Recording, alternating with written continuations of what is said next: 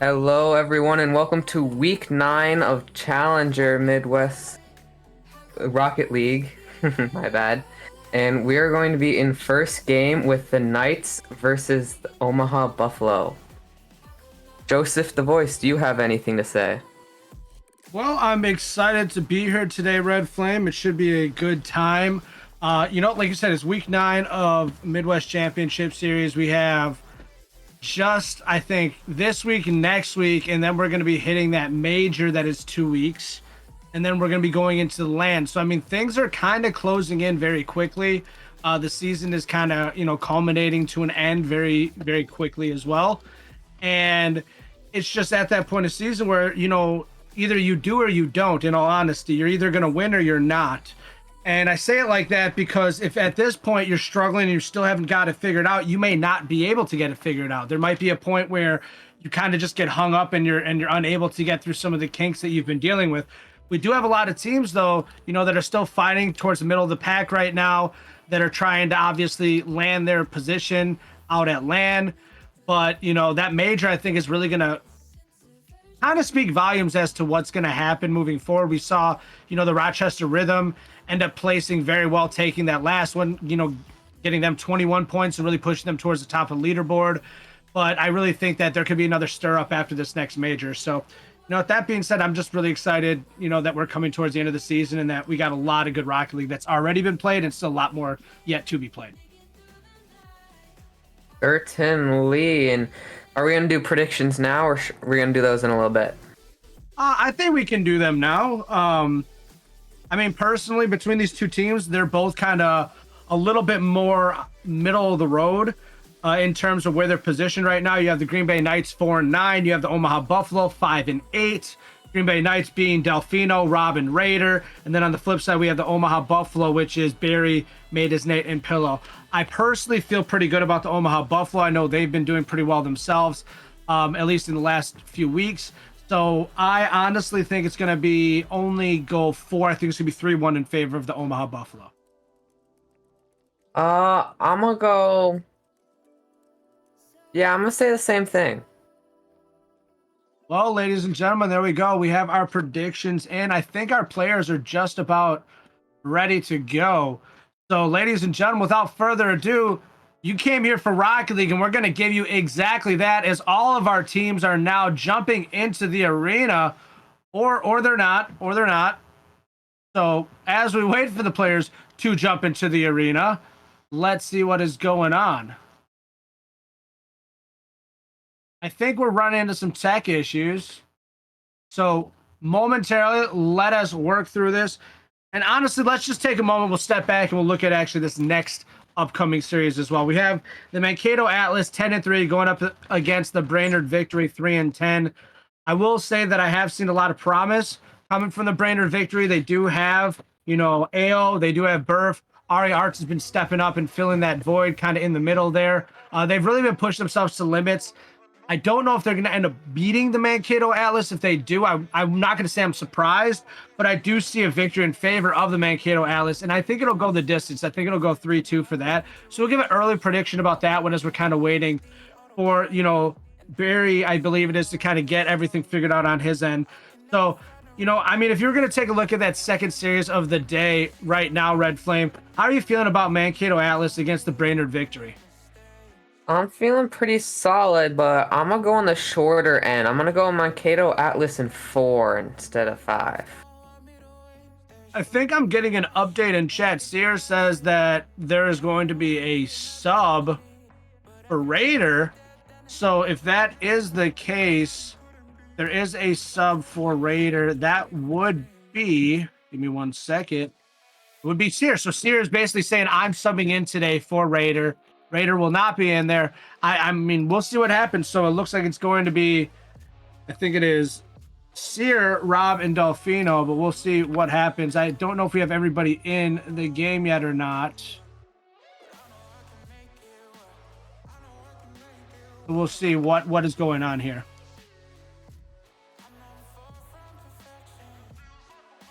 As we wait for this game to start up, ladies and gentlemen, let's just take a moment real quick and let's take a look at our leaderboard right now.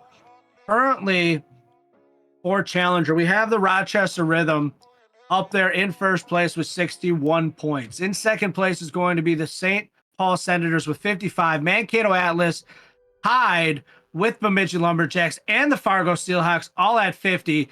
And then you have the Superiors at 45, Chicago Jungle and Bloomington both tied at 40. So that is our top 8. It looks like we have all of our players in the game. Ladies and gentlemen, without further ado, this is Midwest Championship Series Challenger. Let's see these games play out the way that we expect them to. And right now, I am expecting a potential Omaha Buffalo victory. But you never know, on any given day, anything can happen. And the Green Bay Knights might be able to give a good fight and end up taking Buffalo down. But we'll see if that can happen. Certainly. Pillow bringing it in front of goal gets saved.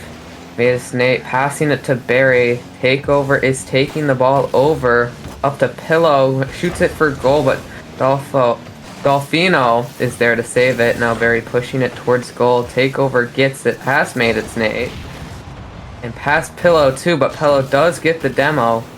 Now he's going to bring it up and get it to Barry, but it up in front of goal a little too high.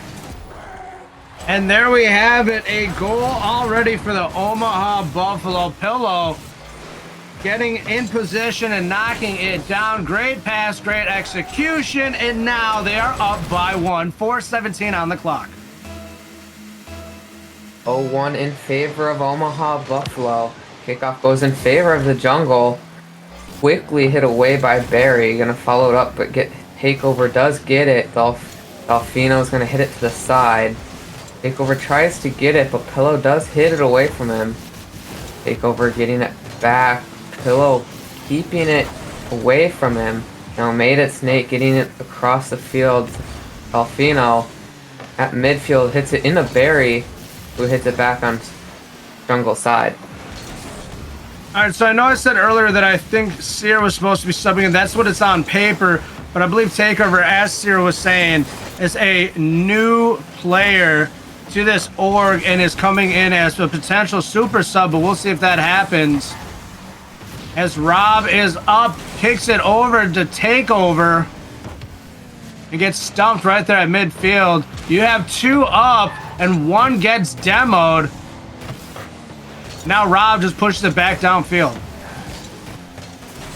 Barry now hits it in front of goal. Dolfino gets a clear and gets a hit back by Barry, and I'm pushing it forward. Takeover tries to hit it up, but gets it hit away from him, and Rob scores it in for the tie game. Nice little fake out there. Great team play. Takeover gets popped up with Dolfino with a little bit of a fake out, and Rob is there to execute, pushing it back down. We are tied up 1-1, ladies and gentlemen. 3:04 on the clock, and this is a ball game. 1-1 kickoff goes in favor of Omaha Buffalo. Quickly returned by Rob. Pillow is there to hit it down to Made It Snake. Bring it in the corner, pass Takeover, and it's hit in by Barry for the 2-1 lead. And Barry putting Omaha up once again. Not really taking a moment. Just like that, they are back up on top. Buffalo not wanting to allow the Knights to feel like they're in control, or that they're going to be able to take over, I should say, in this one. So Buffalo, let's see if they can maintain this, or will something happen to switch the script. Takeover pushes it in corner to Pillow. Trying to hit it down into Made It Snake. Very quickly follows up. It passes it to Made It Snake up, takes it, and hits it into corner. Takeover is there. He's going to bring it along the top of the field. It passes it to Rob. Dolfino there and hits it in for a tie game again. What a beautiful executed play there. Rob passes on over to Dolfino in position, finds it and knocks it just past Mate is Nate. The missile went rogue and couldn't get the defend. And now we're tied up. We almost had 2s across the board. I would have loved that palindrome, but we didn't. And now, guess what, ladies and gentlemen? Right back again. He is taking over, as it says on the screen. And it is now 3-2 in favor of the Green Bay Knights. What a quick turn that was indeed. 2:18 left on the clock. Kickoff is going to go in favor of the Chicago jungle. Rob pushing it into corner. Gonna get quickly returned by Barry. Pass midfield gets defended there by Delfino, but another shot by Nate. Nate does not hit where he wants it to. Barry puts it up off the top. Pillow with another shot takeover, slowing it down. Delfino pushing it back down the field. Barry towards the sidewall takeover, gets a little bit of a touch. However, Barry is staying there, almost brings him to the gym, but cannot execute the way that he needs to push it forward. There's still a lot happening there towards that front of that goal. Delfino, though, slowing it down, misses the second hit there. It's still there, ladies and gentlemen. Delfino now clears it away. Made a snake on the team above goal. Gets it across, but gets blocked on the way there. Barry now passing it back to Pillow, who gets bumped and unable to hit it.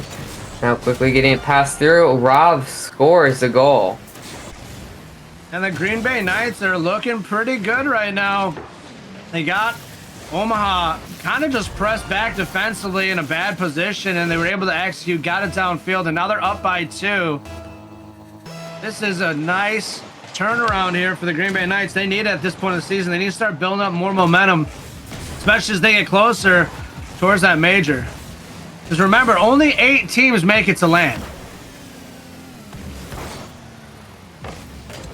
4-2, 1:05 left on clock. 2 points difference in favor of the Chicago Jungle. Keeping it on the Omaha Buffalo side as well, too.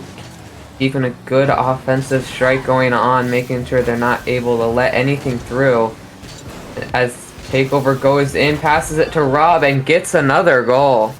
A beautiful pass over to Rob, who executes for that hat trick to start it out here in game 1. Green Bay Knights coming out hot right now. Everybody getting involved right now. 5 goals. There's 4 assists, 3 saves, and a lot of shots to go with. They're definitely doing a good job stringing it all together, but they've only got 2 additional shots over Buffalo right now, so Buffalo just needs to find a way to execute. They're definitely getting the shots, but they're just not getting the shots where they want them. And just like that, Delfino scores another goal, bringing their lead to from 5-2 now up to 6-2 with 35 seconds left on the clock.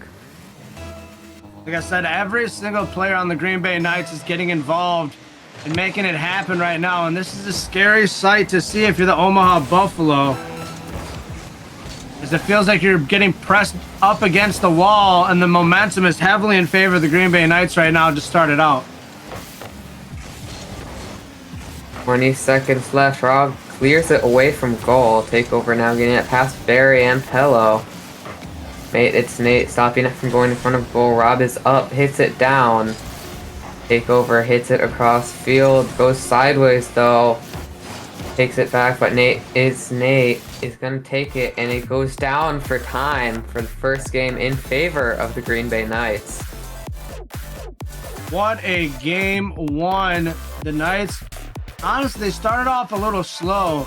Buffalo seemed to have the momentum. It kept on going back and forth, but eventually that back and forth ended very quickly as the Knights just took over, putting 10 shots on goal, 6 shots in net, and adding a lot of assists to go on with it. They had 5 assists, 3 saves.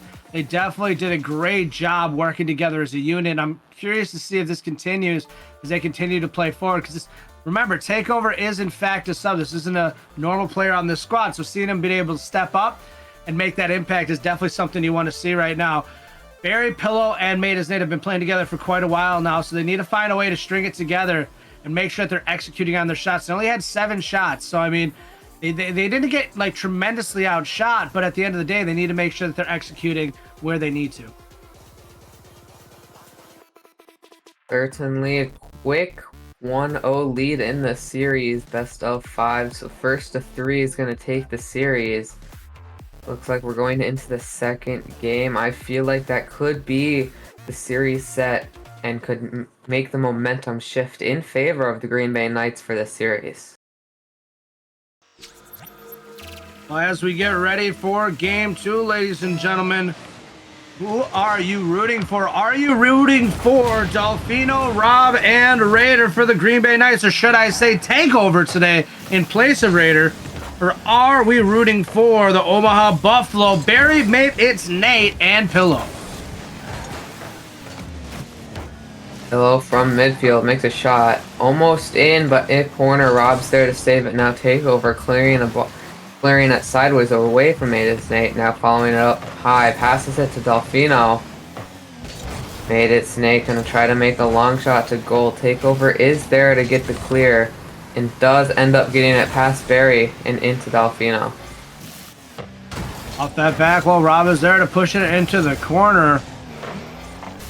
Barry stays on it, continuing the onslaught towards their potential goal, but unfortunately it just slips away. Now they put it down the field. Takeover, the nice opportunity, but it just didn't execute the way that he wanted to. Takeover there once again to slow down Barry. They're a little bit of everywhere right now, but however, Barry finds a way to get away, get up, and knock it down. 3 minutes and 57 seconds left on the clock. Barry is going to bring it 1-0 in favor of the Omaha Buffalo for a quick lead to the game, maybe possibly willing to take this series back. It's definitely nice to see some team plays being strung together here already in game 2. Let's see if they can continue to push that forth, or what will happen here between the Green Bay Knights and the Omaha Buffalo. Bears just trying to slow it down, gets demoed by Delfino. Now Rob puts it up. Hillo's there to put it towards the 50. It gets defended back into the back far corner. Delfino now puts it up. Tries to get it down the field. Maid's Nate with a lot in its tank. Unfortunately, over executes on that one. A little too much momentum. Takeover now in corner. Hits it to Pillow. Pillow to passes it to It's Nate, and he shoots it in for a second goal of the game. And now Omaha Buffalo scoring as many points as they did in game 1, but holding the Knights to 0 with 3:11 on the clock. Can they maintain, or will they find a way to give it up like they did in game 1? We saw that they were ahead there in game 1, but they allowed the Knights to come back, take it over, and Barry with a beautiful shot. And ladies and gentlemen, it is now a 3-0 lead now for the Omaha Buffalo. 3-0 in favor of the Omaha Buffalo. 3 minutes on the clock. Going to be a good lead in their favor. Looks like they definitely want this series and are going to possibly tie it up with 3 minutes left. A shot near goal. Takeover puts it towards the sidewall, continuing on it. However, loses it. Now Barry takes hold, pushes it out. Pillow shoots it down and in, and now the Omaha Buffalo have a 4-point lead with 2:43 on the clock. A complete turnaround from game 1. Definitely. It looks like the Chicago Jungle just letting stuff slip through. Maybe their mindset, maybe they're too confident. Looks like they probably just need to lock in and focus up before they give themselves too far of a separation in the game and maybe the series as well. And the hat trick for Barry. Ladies and gentlemen, they have woken up. I don't think there's any more tech issues here as they are making it happen. Captain, that was a beautiful shot. Now 5-0, 2:36 left on the clock. Kickoff's going to go in favor of the Chicago Jungle. Pillow quickly following it up, lightly tapping it in. Barry passes it to Pillow, hits it up. Made a Snake and try to hit it backwards and try to get a double tap. Unable to. Delfino takes control, passes it to Rob. Passes it back to Delfino, who passes it back to Rob, but Rob misses it. Now up to Takeover, shoots it down to Barry, who clears it away. A lot happening right now in favor of the Omaha Buffalo. This is kind of what I expected to see a little bit more in game 1. Maybe not this aggressive of a lead, but I definitely expected to see the Omaha Buffalo kind of taking control. However, we saw a completely different story to start out this series as Green Bay Knights took game 1, but since then, Buffalo has just been tearing it up. They are now up 6-0, 148 still left on the clock here in game 2. Certainly. Going into this next kickoff, we just need Chicago Jungle to focus up, and if they just focus even a little bit, they might be able to get a couple goals in, enough to maybe tie the game. but they definitely don't want to be this unfocused during the regular my bad, during LAN, if they make it to LAN, and they definitely want to be playing well and focused. Absolutely. And Rob takes the shot. Pillow is there with the save. Barry now putting it back downfield. Mate with the shot just wide of the goal. Rob now taking it down the side of the field. Runs into takeover. Now it's Nate passing it up to Barry, and he scores it in for the 7 goal. Minute 6 left on the clock, and ladies and gentlemen, 7-0 lead for the Omaha Buffalo. I just don't see 7 goals happening for the Green Bay Knights with only a minute 6 left on the clock. Delfino wins kickoff. Rob going up for it. Hits it past Barry. Down in front of goal. Pillow hits it up almost in their goal. Takeover now hitting it, trying to pass it to Delfino. Pillow though takes it back. Gets passed up to takeover. Does not connect. Delfino makes a goal, but Barry is there to save it away. Made a snake make a shot, but it's too far to the side. A little bit of tossing and flailing right now from both teams. Pillow with a demo on Delfino. Takeover tries to put it down the field. Rob gets one just high. Can they get the hit on it? They both miss. Delfino now tries to get the shot on it, and it's knocked away by Pillow. Takeover now. Barry takes it from takeover. Hits it into Delfino, who hits it into the wall up to Pillow. Takeover steals it from Barry. And it's Nate trying to get a score. Delfino is there to clear it. It's up with time out, and that's going to be the game 2 in favor of the Buffalo. I will just say this, if Buffalo can maintain, holy cow, they are doing a tremendous job right now. Barry 5 for 5 right now shooting, just literally tearing it up offensively. And then you got a lot of support. Pillow getting the savior, 3 saves, 2 assists, 1 goal.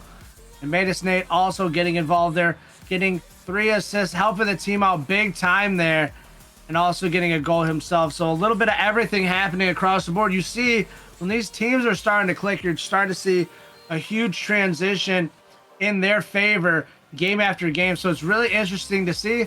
Now let's see what happens as we continue to move forward. Going into game 3, both teams are definitely going to try to play their best, wanting to take the series. Now tied 1-1 in series. Either team needs 2 more wins in order to take the series. Well, I said when this started out, I felt a favorable victory for Omaha Buffalo, but I did say that I felt the Green Bay Knights were going to be able to take a game. Do we have a reverse sweep coming here from the Omaha Buffalo, or are we just going to see a back and forth until we get to game 5? It's yet to be seen, but I'll tell you right now, if Buffalo play the way that they did there in that game 2, my goodness, that was a tremendous turnaround. Certainly, Pillow in their own half, trying to get it away. Delfino goes up, tries to stop it. Barry now taking it across field. Tries to get a double tap in goal, unable to. Delfino hits it away from Pillow. Now Pillow's gonna go for it. Hits it into the wall. Takeover does get a wide clear. Barry hitting it, getting it in front of goal. Delfino misses it. Takeover now hitting it into Delfino. Goes to midfield, but Barry is able to hit it back. Matus Nate hitting it to Pillow, but back at midfield, Barry's going to take it from there. Takeover putting it down the field. Pillow with another save. We saw a lot of those last game. Delfino, though, with the shot, gets it past, and now we have seen a score for the Green Bay Knights. We haven't seen one since game 1, but they are back on the board, ladies and gentlemen. 1-0, 4:05 left on the clock. 1-0 in favor of the Green Bay Jungle. Or not Green Bay, Chicago. Wait. It's Green Bay Knights. My god, I forgot what team it is for a second, sorry. going into this next game. Delfino's gonna have it in the Buffalo's half. Now over to Rob in front of goal. Made a Snake gonna hit it down, but Takeover gets a save. And Rob with the shot on goal. Barry hits it away. Made it Snake now taking it and trying to drive it down the field. Gets one, gets two. And oh my goodness, what a save there by Takeover. That was a beautiful team setup, but unfortunately Takeover had other plans and slowed it down.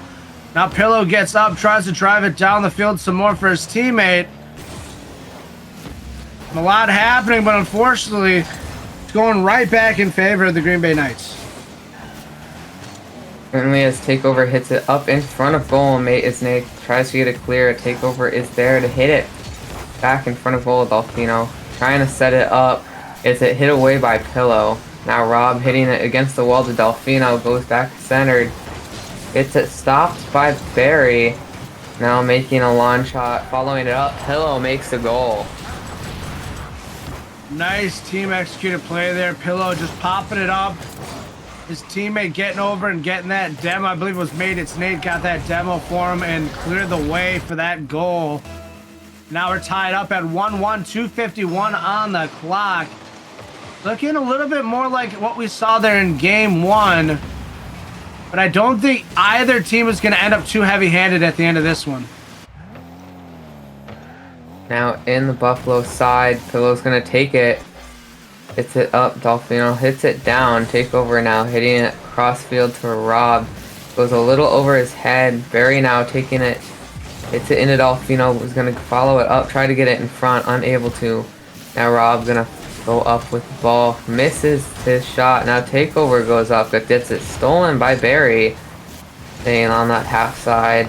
It's Nate. It's going to hit it across half field and get a good solid clear. And the shot on goal from Barry. Takeover gets the save, however. And now Rob pushes it downfield. Pillow taking it right back, and Takeover. A lot of back and forth happening right now between these teams, especially at midfield. Takeover gets the shot up. Can Rob get the shot down? He does, however. It is just wide of the goal.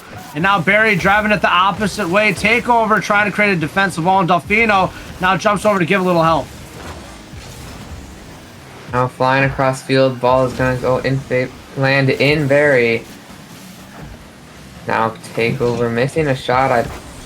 Now Delfino going up for one. Made a Snake, going to hit it down back to Rob. Going to take it up, passes it to Takeover, but it gets stolen by Mate It Snake. And Delfino tries to save it, but it goes in anyways. What a steal by Mate It Snake to drive it the other way. Although Delfino was back, he was pushing towards that boost over there and definitely was not expecting that quick turnaround. Now 2-1, 1:18 left on the clock in favor of Buffalo. Gonna look like they're taking the lead again. 1:12 left on the clock. Could go in favor of the Buffalo, yet the Green Bay Knights could still have a comeback. Rob faking out the defender. It's left there. We got a little bit of a fake out and a demo by Takeover, but it's not enough.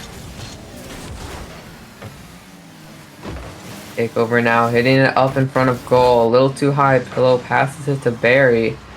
It's a clear to midfield where Delfino hits it. Takeover now hitting it cross field. Pillow with a stop.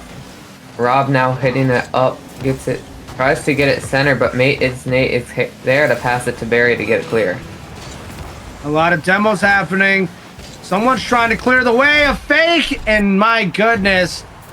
Delfino gets the goal. It's tied up 2-2. Just enough of a fake out by slowing down, making the defender feel that they were going to make an aggressive strike, and guess what? They did not. It is now tied up 2-2, 25 seconds left on the clock, and we might have a potential looming overtime. Certainly. In Buffalo's half, Pillow's going to pass it to Mate Is Nate. Gonna take it up all the way across the field. Rob is going to take it from their side. Now passing it to Takeover. Gets it past Pillow. Now Takeover getting it into Barry. Falling down. Time is up. Barry's going to make a shot. And it drops for time. We are, in fact, in overtime. Rob getting the favorable kickoff. Takeover is up. I don't think that's the hit that he wanted, but he does get a bump, but his teammate is not there.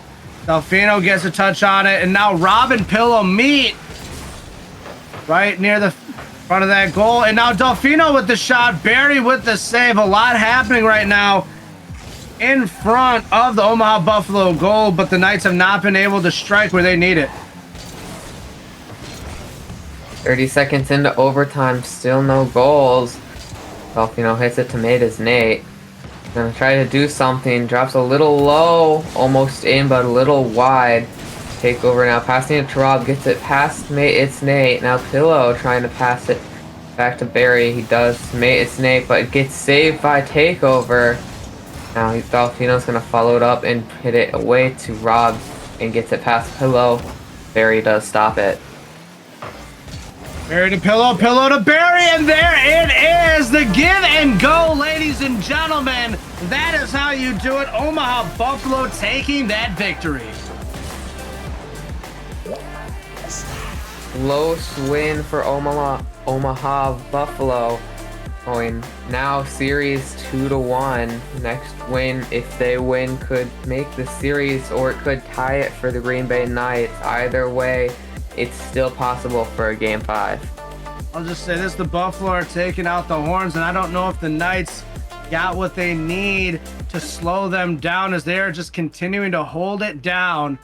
And man, they better, better sharpen up their swords if they want to take this one, because I'm telling you right now, Buffalo is on a heater.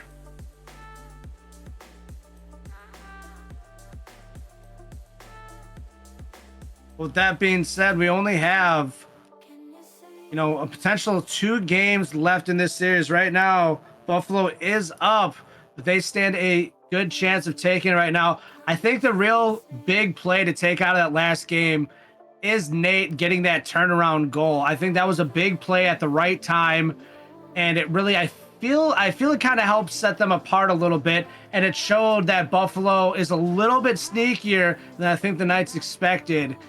And they're not just going to lie back. They're not just going to take long rotations consistently. If they see the opportunity, they're going to take it. So now you got to be mindful of that going into Game 4.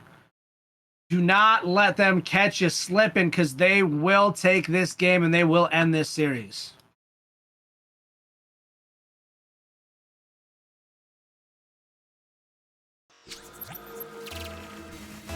As our players take the field, kickoff is going to go in favor of the Omaha Buffalo. It's Nate gonna let it go to Pillow, who makes a shot and quickly scores the first goal of the game.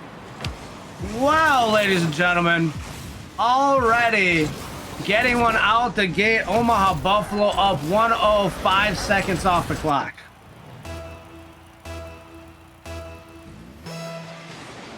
No, 4:55. Pillow making a shot off kickoff, and another one for Pillow. He said, anything I can do, I can also do better. Instead of 5 seconds, why not make it 3 seconds? And now we are up by 2. Omaha Buffalo, as I said, has brought out the horns, and unfortunately that armor isn't thick enough for the Knights to slow him down. It's Nate making a shot. Delfino is there to save it. Now following it up, gonna get it, tries to get it past Pillow, unable to. Pillow makes it all the way back to goal. Barry makes a shot, a little wide though. Rob now bringing it past Mate, it's Nate. Pillow now hitting it back. Mate, it's Nate, makes a shot, but it's too wide, and Barry hits it in for a 3rd goal of the game. Oh my goodness, that's actually... Yeah, in fact, that is Barry's 1st goal. So that is, in fact, their 3rd goal. And this is now turning into quite the game here for Buffalo. Fun fact for you guys, Barry is one of the reasons why I own a Wisconsin Badgers esports jersey. And now we have a hat trick for Pillow, 4-0. Ladies and gentlemen, Buffalo has woken up, and I think the Knights need to wave the white flag, because we've only gotten 36 seconds off the clock. And we are already up 4-0. My goodness, wake up! 4-0, 4:20 left on the clock still. It's Nate gonna go up for the ball, gets it past Delfino. Barry now making a shot. Takeover is there to save it. Pillow now making a shot. Tries to pass it to Barry. Natus Nate in the corner. Gets it in front of goal. No one there to hit it in. Barry now trying to get it centered. Gets hit by Delfino. Pillow is there and hits it in for a 4th goal this game. My goodness. They must have found Michael Jordan's secret sauce somewhere because they are putting on a show right now. 5 goals. Just over a minute off the clock, and my goodness, will we see a goal here for the Knights? Unfortunately, they don't get one out the gate right there. I was hoping a potential kickoff goal, but right now, they got their first chance, and unfortunately, it's kicked away there by Pillow. Made a snake and to drive it back down the field. Rob tries to slow it down. Pillow is there, getting a favorable pass, and now it's going down the field towards the goal, and it is in for Delfino. Great defend that turned into an offensive strike. Finally, we're going to see a goal for the Green Bay Knights, rated now 5-1. Still in favor of the Omaha Buffalo. 4-point lead with 3:32 left on the clock. Right now, our predictions are looking fairly well right now, as it looks like it may end in 4. But there still is 3 minutes and 20 seconds on the clock. And there was almost another goal there for Delfino. What a strike, but unfortunately just did not land. Takeover is up, passes it back to his teammate Delfino, who tries to get it past the defender. However, Pillow is there and pushes it away.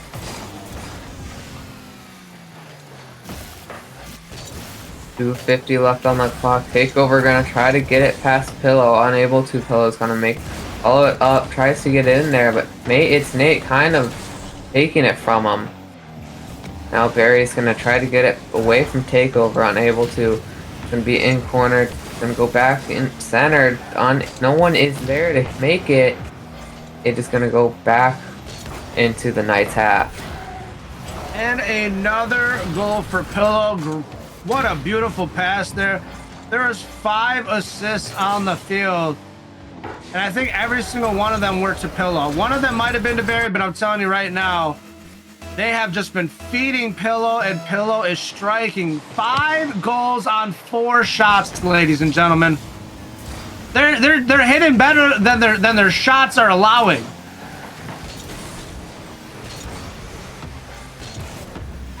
.220 left on the clock. 6-1 in favor of Buffalo.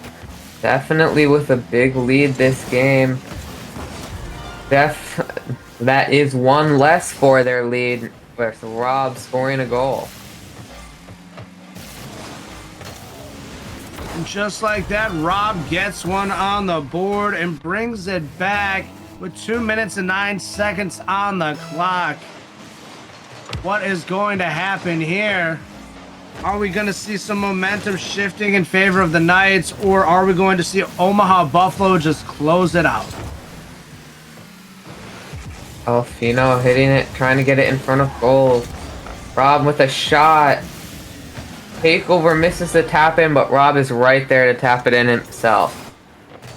Rob said this game isn't over yet. I will give everything I got. I want it. I need it. It's like SpongeBob in that episode where he's saying, I'm not drinking water. I'm not drinking water. He's like, I need it.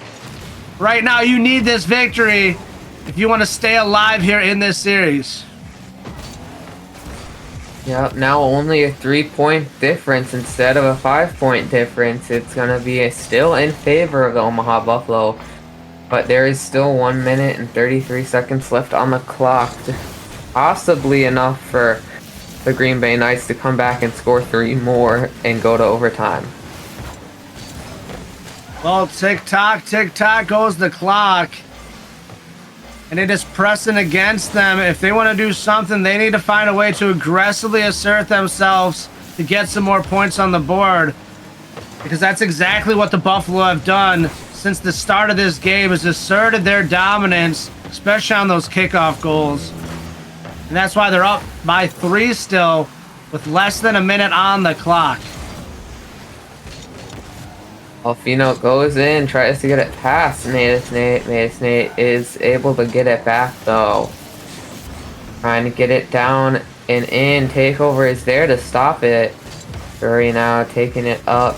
Doesn't quite have a good angle to get it in, and it just goes into the wall and then bounces out wide. Now Rob gonna take it. Natus Nate going in again. Try to get another goal, but is unable to as Rob clears another one from Barry. Rob trying to put one downfield, gets it past one, gets it past two, however, just wide of the goal. Now Delfino tries to get a shot, 10 seconds, 9, 8. This clock is just not going to give enough time. And Barry with a beautiful shot there. 3 seconds remaining on the clock, and Barry's just out here having some fun. It's 7-3 now. Up to a 4-point lead again. 3 seconds on the clock. Doesn't look quite possible for the Green Bay Knights to come back from this one. And it's going to touch for game and series in favor of the Buffalo. Well, we said we felt it was going to go 4, and it did, in fact, in favor of the Omaha Buffalo. As they just continued to shoot and shoot and shoot, and the Knights just could not slow them down, breaking through that armor, knocking them down a peg. And we are going to see them move now to a 6-8 victory, and hopefully they can continue to get some more victories before they get to land, or I should say before they even get to the major. My apologies, because the major is really going to be the one that really kind of separates the strong and the weak. I'll just say that. That's where everything kind of gets decided, and then only 8 teams will make it to land. So our next series is in fact going to be the Mankato Atlas taking on the Brainerd Victory. I know we talked about our predictions a little bit beforehand. We'll get back to that, here soon enough. But the reality of it is I don't know how this second series is going to go, but I definitely felt very strongly about this first series. And Barry, Natus Nate, and Pillow showed up, and they showed out, and they took that victory. So Red Flame, what were you seeing there in that first series that really stood out, that really, separated, the strong and the weak, as I said before? I just saw a whole lot more offense coming from the Omaha Buffalo, and just saw them breaking through the Green Bay Knights defense and able to get it through and in to score those many goals. Absolutely. So I think we'll be taking a short break here, and we'll be back as we get ready for the Mankato Atlas as they take on the Brainerd Victory here in our second series of the night. Tip of the hat to the Omaha Buffalo. You guys did a tremendous job. The Knights, you guys fought hard. And Takeover, you really tried to step it up, but unfortunately just was not enough to separate the field and give your team what you needed at the moment. So best luck to everybody as you guys continue into the rest of this season. We'll be back here just shortly. I'm Joseph the Voice, hanging out with Red Flame. We'll see you in just a bit.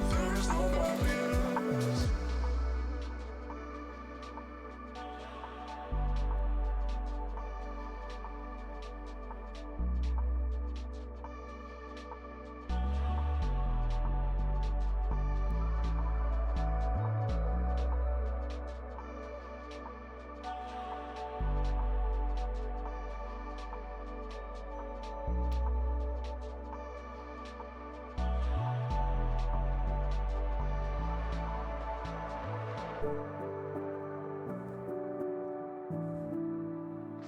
teenage paradise. We laughed until the sunrise.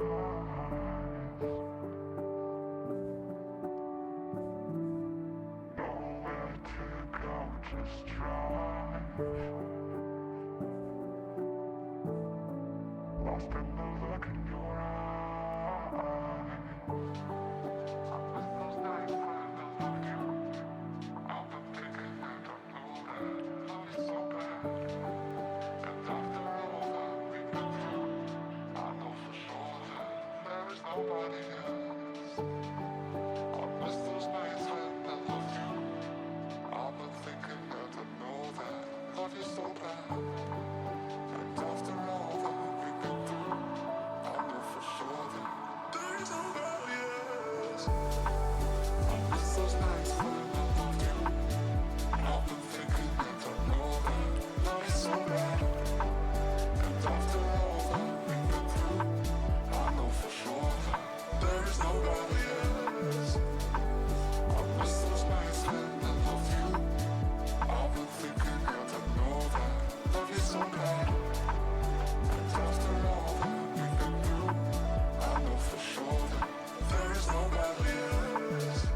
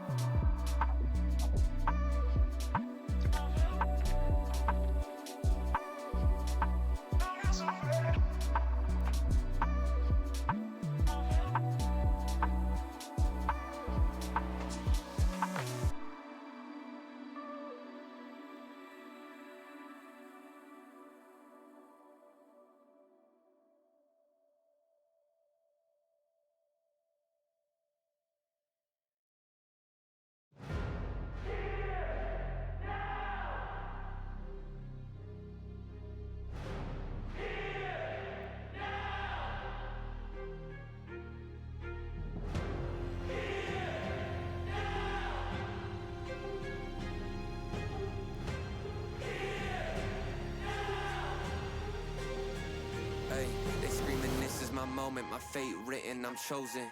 Other spirits fall, but mine has ceased to be broken. You stripping down my pride, but time my only opponent. And lately I abide, but limitless I've awoken. So let me show you that everything I sacrificed mattered. All that blood, sweat, tears that I scattered. All that fake talk, fear that you splattered. Push me to right here, a new chapter. Here now, waiting for the flag to fall. Here now, cutting through the rolling fog. You know you need it. It's so close, I feel it. Here now, this is the moment.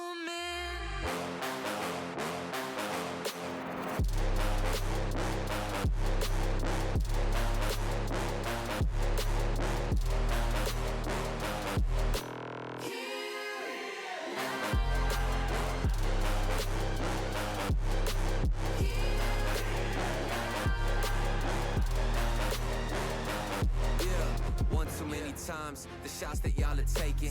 One too many times that I've been stuck patient on my downfall. Antidote seeking while I was vacant, but the crown falls simply to those who try to take it. One shot to get two paid, and my three wet like lemonade. 4 times and I step back just to reload and I let it spray. This is everything that I need, everything that I wanted, everything that I bleed. This is victory and I got it, cause I'm Here now, waiting for the flag to fall.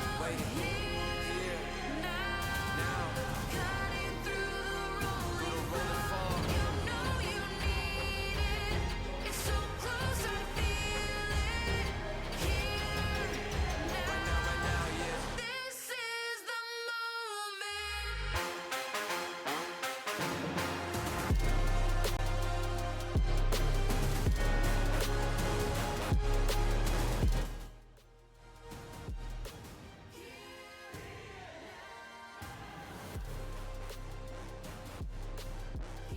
All right, so unfortunately, we have a forfeit from the Mankato Atlas. Brainerd Victory are going to take a 3-0 victory today.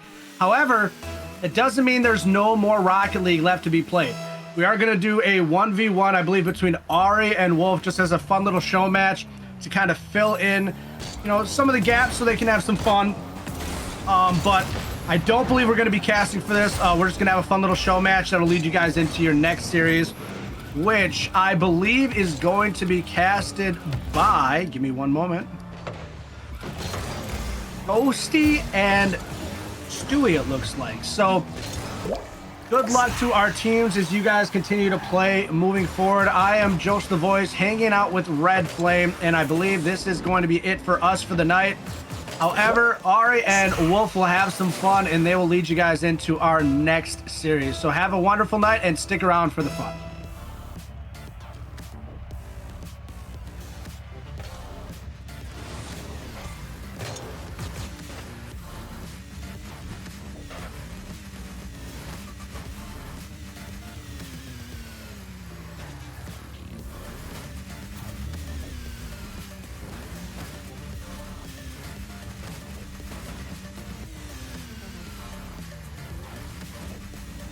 My mic. Okay, for some reason my mic wasn't set. Ari, are you here? I am. We're in a predicament, aren't we? We are. I disconnected from the server. I got like DDoS. Yeah, The server died. the server did die. Did the server? Wait, did it actually die? Oh, Well, we're back. so- Wait, I'm we're at. back, okay. You're at 600 bit. I'm back down. What happened? Rocket Oh, League. you know happened, what? I think. Oh, you know what happens whenever someone DDoSes a server? It like DDoSes like other servers that are like in the same like thing. That's probably what happened. I love the state of this game. Anyways, so we're on stream and everything, right? Yeah. Fun. We're just here to fill time. Mankato is a bunch of poopy heads. If AO and Burf want to join, they can. They're in Nice. ranked. They're in Go play ranks. Yep. So That's crazy. Yeah, I mean, I was talking with them before the game today, and I was like, what's our plan going into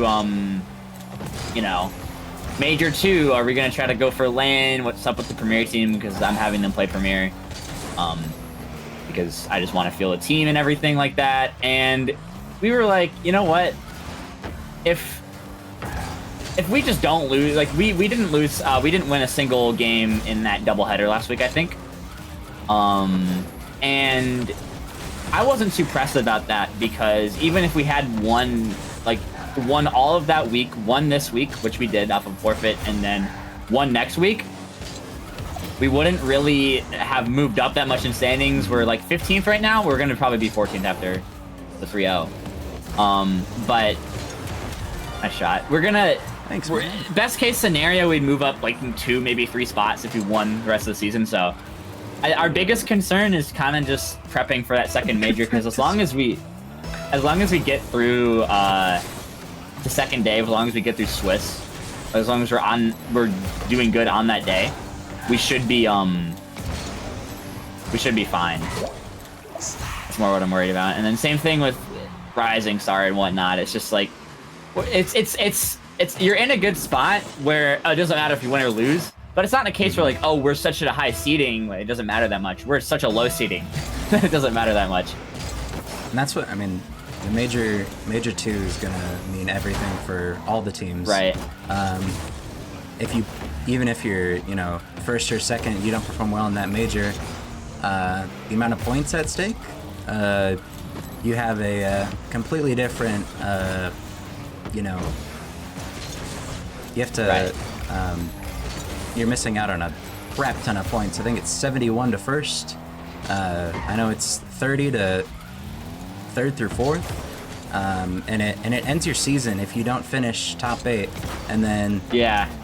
top 8 do make land, but the first 4 seeds get an upper bracket spot, which means that they get an extra life on land, while the 5th through 8th teams don't, which I think is huge Exactly. for heading into land, just to be in that top 4, to have a series to get used to LAN if you have a rookie on your team, or just to settle as a team. And I feel like that's so important for all these teams to be fighting for. I mean, at that point, top 8's nice, but like you have one series and you're done. Right, and then it's done. Exactly. I think it'll be interesting with extra teams on LAN, I think. Yeah, it will. It's I'm gonna really enjoy it. Hopefully, I get to play. That's obviously what we're looking forward to. But yeah, specifically in Challenger, I think with Burp, AO, and me, everything this season's been so scuffed for my organization, especially because you had a bunch of people in our premier team quit, so that was already really messed up. And then who is it? Kai retired, Vogs, understandably so. Vogs kind of just left, and I was left with literally not a single person on Premiere. Yep. So I'm like, all right, how do we form this? How do we get this together? And I'm just kind of finding high salary players. Like I found DeCarlo. I know DeCarlo was usually a more reliable player, at least that anyone that I had available to. I was going through the free agent list, and the people that I was messaging, I wasn't really getting responses from and whatnot. So DeCarlo wasn't my first, but he definitely wasn't my last option. And then just from there, kind of just trying to figure out the puzzle pieces to put together. And what I'm really annoyed at is just kind of just GM stuff. Is I'm picking out players that kind of have a set premier team, and then as soon as I do that, Gavalanche just gets dropped to free agency, and I'm like, well, I can't really pick them up.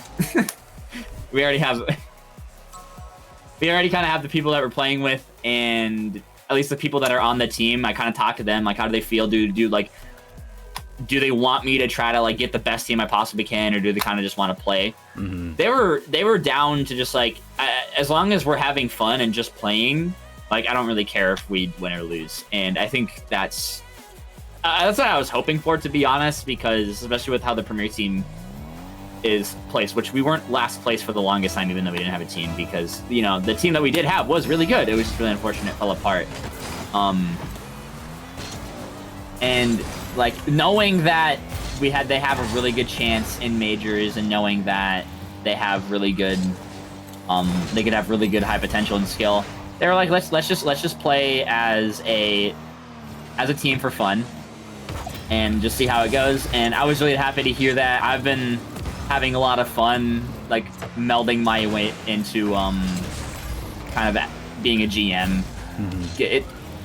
It kind of gets you more into the league. Like there's a lot more that you decide. Like you are responsible for you and other people's teams, and it just feels a lot more fun. GM. Impromptu mid-season. So, I mean, literally came in and asked me one time. He's like, "Do you want a GM?" I'm like, "For my team, yeah, that's usually what I do." He's like, "No, for like the entire thing." I'm like, And I like thought about it for a day, and I'm like, literally, I have no expectations, and no one's gonna expect me to do anything. So like, I might as well just say yeah, because I gain absolutely nothing if I say no. There was no pressure on me. There was no nothing. Yeah, your next series is at 7:30, so this is really shocked. That's what I was telling. For the record, this was not the plan. We do not normally have impromptu 1v1s on stream. No, But I can't recall this happening almost ever. Yeah, but it was just we need space to fill. It'd be really awkward to have you guys wait 30 minutes on a break just to doing like a whole hour of just nothing happening when we have this. And we had other matches at this time slot. It's just they already happened. Yeah, you have to wait for the forfeit timer, and it's just unfortunate that that those teams. I mean, it's a 15-minute. Usually it's weird off-stream games. I feel like they're on time, like like all the time. Right. Like they're on their exact match time, and then on stream, it's either the stream's fault for running, a couple minutes behind, or, it's players' fault for, not joining in time. So, it's just unfortunate. Yeah. So I was reading chat. My teammate said good practice. Yep. Good practice. I'm a good punching bag of a 1v1 player. Yeah, no, I mean, it was just unfortunate to see kind of the amount of retirements that we did considering the format. And I was talking with with people, and they weren't really leaving because of the format. It was just they were just unhappy with maybe like the team that they had, a situation they were in, which that's understandable. But I mean, at least in my opinion, this is probably the best formatted season we've had. And I don't really, aside from the season 7 that I played in, which I really liked, this has everything I like about that season. Just aside, the only thing I disliked about last season, which I didn't have to deal with thankfully, was like how play-ins, like how it was Major 2 and then play-ins, but now we just have Major 2, which I think is amazing. But yeah. What are your thoughts on as a GM yourself? What are your thoughts on since we're in Challenger? What are your thoughts on your Challenger team and how stuff's been going with them? Challenger team, the Challenger League is the best league. Everyone knows that. But I mean, my guys played off stream. They won it in 5 with a roster without Fluke. It was Power, Gavalanche, and Stratus. And they took it in 5. Don't know if Stratus is going to be playing for much longer. So I'd have to I was hearing get him another replacement. Both of them were trying to retire, but we couldn't really afford that this week. Yeah, no, really, you really couldn't. But you have Gavalanche on your Challenger team, right?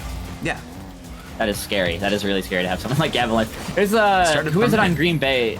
Who's Green Bay's team right now in Challenger?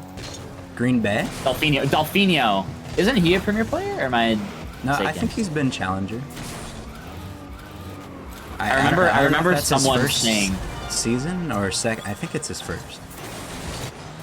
I was someone else in mind. I don't remember the name. I don't remember the name quite, but someone I thought that was a, like, I haven't seen him in Premier and they were Premier, but there's been a lot of this season. There's been even in Rising Star. There's been a lot of like 1700s. I look at Rhythm. Rhythm is literally a Challenger team with like a C3 third. Nice level. Thank you. They have Lord and Blodot. Yeah. Who I personally think are both pretty. They have been pretty good. Yeah, no. We went up against them and it was just it was our team, I think our highest average points, like our highest average player averaged like 250 points a game, because the way they play, it's just not only do they play really good keep away, they're really fast, but they're also like literally perfect with how they demo rotate, boost steal, like everything on their everything on their team, they have it all figured out. They were able to click so well together, and I think our team on paper is also really, especially for Rising Star, having a full GC 1500-ish team is really, really good. We're a pretty solid all-around team. We struggled very heavily against them. I'm not even kidding. If they play like they did against us, that's like you're looking at a team that has the potential to win LAN with the way that they play. It's just it's not the fact that they play in a way where they don't have like a major hole in their game. They play in a way where they completely nullify anything else that any other team does. So it's just, you have to match their skill and their pace, and if you don't, you just have no chance. Like literally zero. Oh, you caught that. I'm getting balled live on stream. Well, with around 10 minutes to go for the next matchup, I'm gonna take it to a break. Yeah. Hope you guys enjoyed that little 1v1 overtime podcast little thing we did, just to give you something to look at while we wait for this next match. To cover the forfeit just a tiny bit, but we're gonna head to a short break. We'll be back at 7:30 for technically our second, but that third match time slot. It'll be the St. Cloud Flyers going up against the Duluth Superiors, and we'll see you guys then.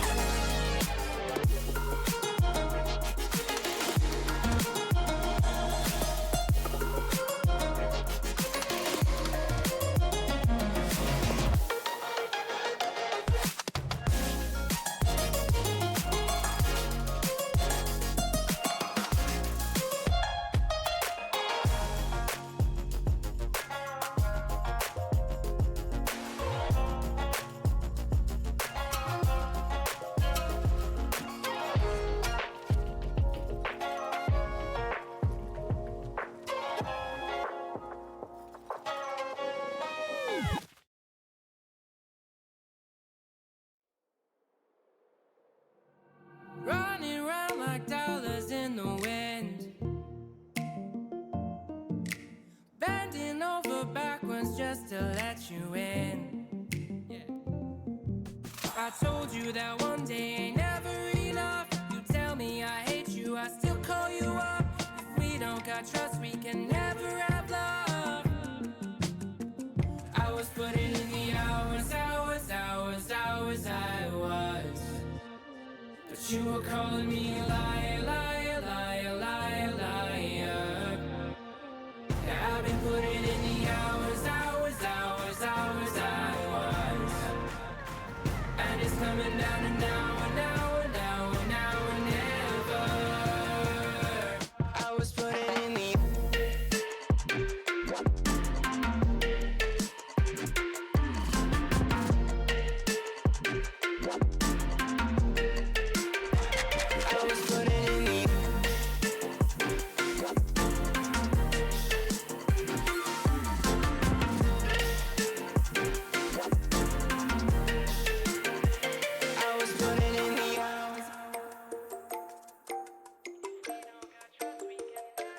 I'm sick of fighting the things that you said. I don't wanna burn all our bridges ahead. I'm tired of going to bed when you left me on red just to turn up the noise in my head. I told you that one day ain't never enough. You tell me I hate you, I still call you up. If we don't got trust, we can never have love. I was putting in the hours, I was. But you were calling me a liar, liar, liar, liar, liar. Yeah, I've been putting in the hours, I was. And it's coming down to now and now and now and now and never. I was putting in the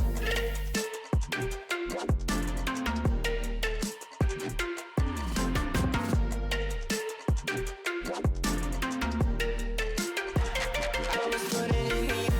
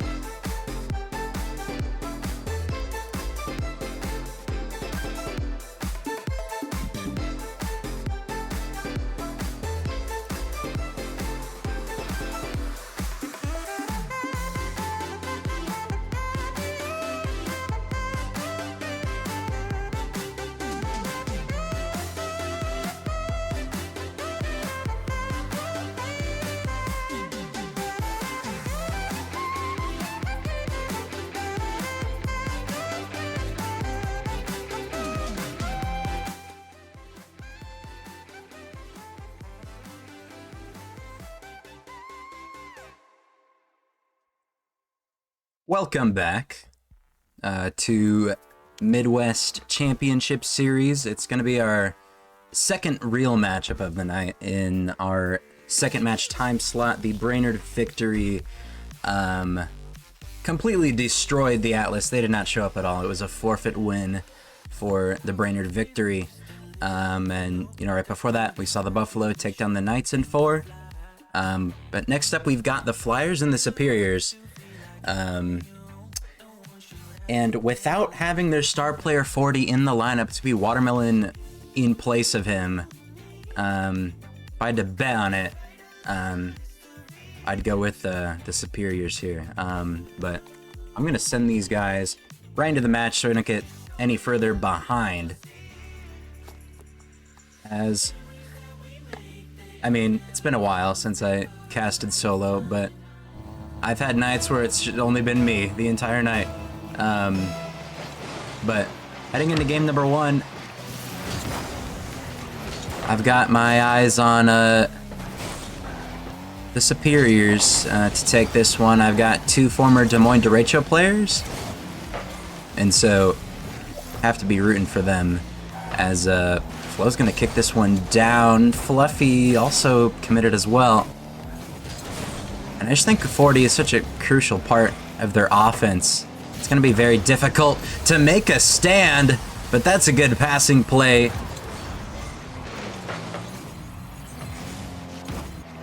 Just a light touch from Watermelon Man right to Schlonkers. Good placement on the shot. Space was given up, and Flyers take the lead. Yeah, 40 is MIA, which is pretty big. We've seen how important 40 can be, but this is a really good start. Watermelon Man, 100% goal participation. That was weird. Did the stream just teleport? I have no clue, but the Flyers up 2 here quickly in this game, number 1. Really good start for them. And it's going to be Haz, Watermelon Man, who's on their Rising Star team, and Schlonkers, who's been in Challenger for quite some time now. Was in Rising Star when he first showed up. Flow 50 going to be off the mark. Schlonkers now going to take a challenge, will somewhat win it. Now Fluffy over to the left side, cut up by Watermelon Man. Flo just gets one touch out. Haz with the huge clear. View's looking for a sidewall read from his, well, more so corner read. That would have been insane. I don't know what it would have done for their offense because nobody was in that area playing it. But Flyers up by 2 here. 90 seconds in, the Superiors have yet to have a real threatening opportunity yet. There's a good demo from Fluffy. View's gonna put it back. It doesn't go off the ceiling though. It kind of just treads across the ceiling, making it pretty difficult ball to shoot from. As this Flyers team, not the best right now. They're 3-10. They're all the way down at 13th in the Challenger standings with 30 points total. But I mean, don't know how new of a roster this is for them. But I mean, looking at the names, it looks solid to me. While the Duluth Superiors sitting at all the way up at 6th, they've got 45 points to their name. They are without 40 though, so it's going to be a very interesting match. As points are a must here towards the latter half of the season. This week will be the second to last week of matches, and then we'll have a week break, and then after that we'll have the final regular season matches go down, and then it will be straight into Major Week 1, which is the Swiss stage. First team to win, I think it's 3. You just have to finish, if there's 4 in your group, you have to finish top 2, and you're through to the single elimination bracket, which is week 2, but it's huge to make it through Swiss. In terms of points, you could get eliminated right then and there if you're not currently in the top 8. So this Major 2 in these last couple matches means so much, and to not have 40, it's just truly unfortunate. Because you're not safe at 6th, you're not safe, you know, even if you're in the top 4 right now in points. If you have a bad Major 2, your team could get kicked out pretty easily of a land spot. But this is going to be an open net for Haz. And the Flyers up 3 here. Duluth just don't have an answer for the Flyers right now. And only 90 seconds left in the game. It's just been all the Flyers. I mean, love the participation, the passes. I mean, there was a shot from Watermelon that went in as well. Sub doing great work here, and it's another great shot from Watermelon Man. Just super sub here for the Flyers. Is that Watermelon or Watermelon Man or Prussia? I can't tell the difference. It's in the back of the net though. And this game is pretty much done and dusted here. Duluth have not found any light yet. It's got to be concerning for them, as Duluth sitting all the way down at 13th. You know, if you can win out, maybe even go 1-1 and then have a really solid Major 2, you could slip into that top 8, depending on how things turn out. But you got to start playing your best right now. Well, a Major 2 win would give you 71 points. And right now, in the entirety of Challenger, Rochester is in first with 61 points. So to put that into perspective, if you win the Major, you pretty much total the season's points of Rochester, 10 more. So that's a lot of points can be accumulated from the Major. And it's what's going to separate the teams from going to LAN and being eliminated from Season 9. As that's a really good dribble from Fluffy, as finally there's some life from the Superiors. As it's really good control from Fluffy, gets it around 2, plays it off the bar and into the net, but it's just way too late for the Superiors to do anything here. As the Flyers look to take Game 1 with about 20 seconds left. And not a start I was expecting at all. I thought, ooh, use the double gonna be off the mark. I figured that St. Cloud would have a pretty slow start, but they came here to play in this Game 1. Superiors didn't really have an answer for them the entirety of the game. We're gonna have to see how they rebound here in Game 2. Can they drop the ball? They will. St. Cloud are up 1, as they desperately need, they don't desperately need, but every team in the league right now hunting for points, as they are gonna sub in 40 here, as I'm getting word, even though they just Watermelon Man just going crazy. 4-1 in favor of the Flyers, as 40 is going to join us. And so now this becomes a completely different series. You get that 1-game win with your sub. And now, I mean, with 40 to the lineup, it's even more difficult if you're the Superiors.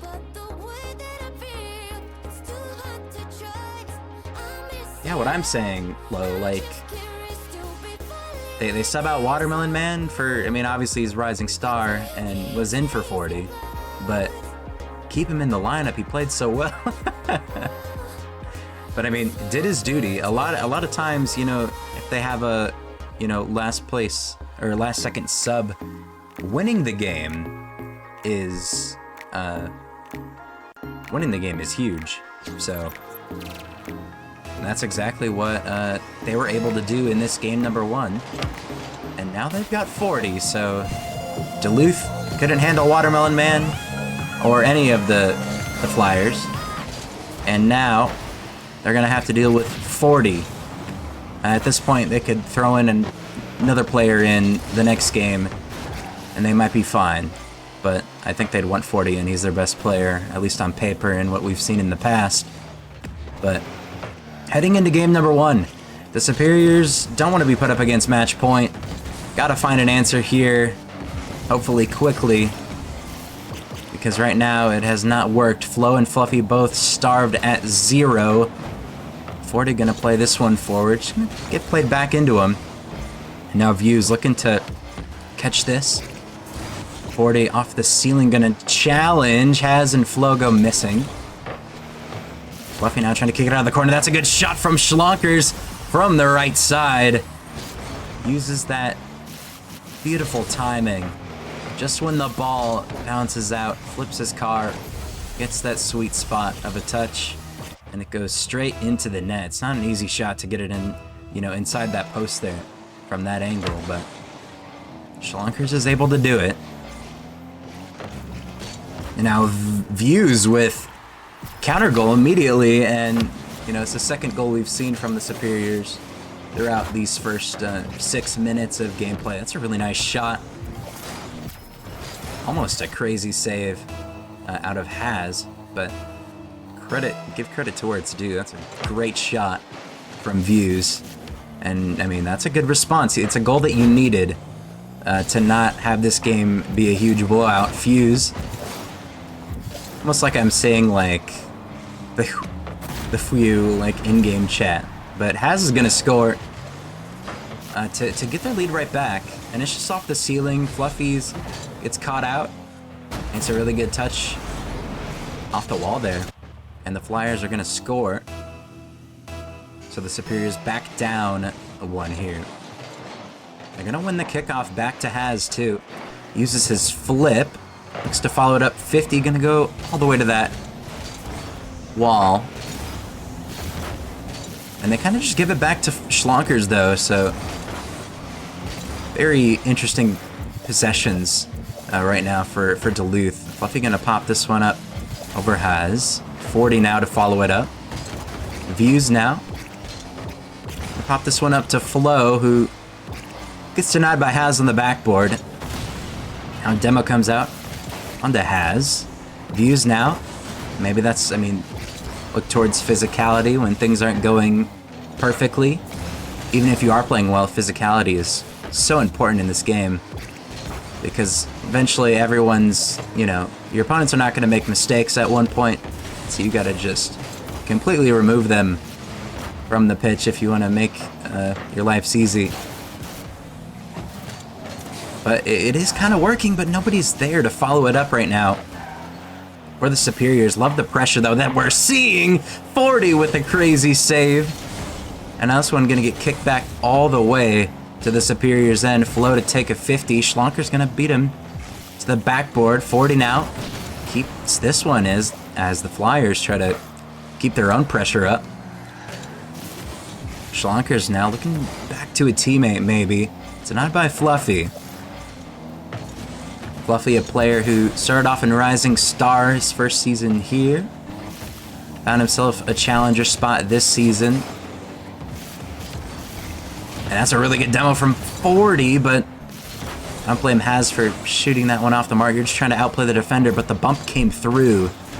So it ended up being a dud of a possession, but it's right back to 40. And it just chips it into the corner. Quick shot from Haz gonna be too high. Fluffy looks to go airborne over 1. Maybe goes for the flip reset here to the backboard. What a pass, but Haz is going to deny it. And the counterattack for St. Cloud. Haz kicks it mid. 40 was there. That's a really good demo. With good off-ball play from 40 to disrupt that offense on his rotation back. Just doesn't allow them to get any time. Both these teams getting pretty physical here. As Fluffy can't get this one to go, and that was an open net if they had somebody there. As a minute approaches, the Flyers are up by 1, but this is definitely a more even game than the prior, which is kind of odd, considering they had Watermelon Man, and now they have 40, but again, I think it's 40's warm-up series as well. And ideally, you want to stick with the same roster throughout the entirety of the series, but they are up by 1 here. Flo's gonna take a fit challenge that goes all the way back into their own corner. Few's gonna take it there. Flo now with a big clear. Has gonna win that one, and Flo just zero boost, just has to chip it forward. Schlonkers now to follow it up off the ceiling. It's on target. Fluffy gets absolutely thrown to the curb. And has sends him packing here. No chance at saving that one. And the Flyers go up by 2 with 23 seconds left. And that's a big bump, excuse me, from Haz. As Views maybe looking to creep back into this game. Good backboard defense from Schlonkers, though. Off the ceiling goes Flo.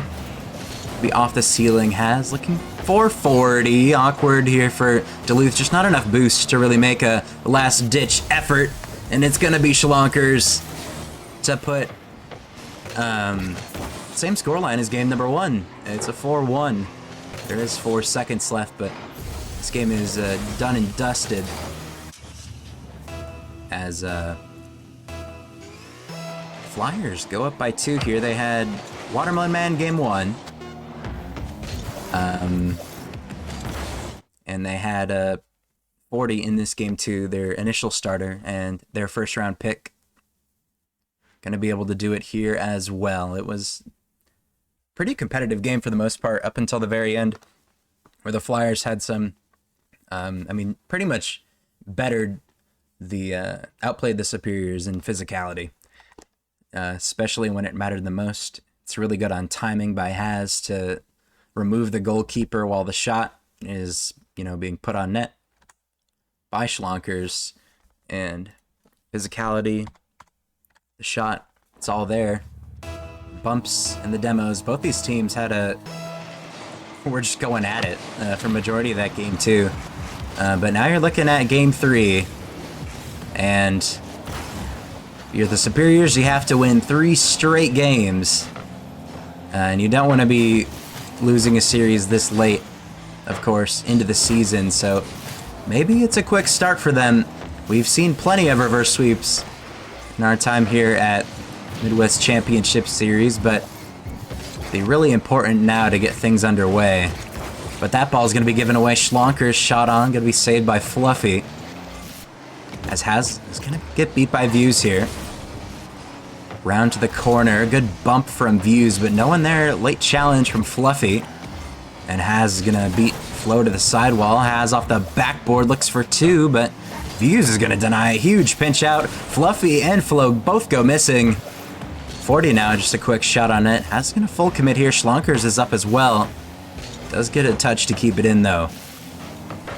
Haz towards the corner. Schlonkers gets the bump, but Fluffy there to alleviate some pressure for the time being, as gonna chip it down. Haz looks to control. Big dribble, gonna be off the ceiling. Or are you just gonna lay it back for Schlonkers? Gonna take possession off of the ceiling. It doesn't quite bounce right back into him. That's a good pass to 40. Shot on target, but it's gonna be saved away by Flo. This one gonna be trickling down towards the net. Schlonkers looking for the doomsy dish and finds it. Flyers go up by 1 here. It's just a really good challenge.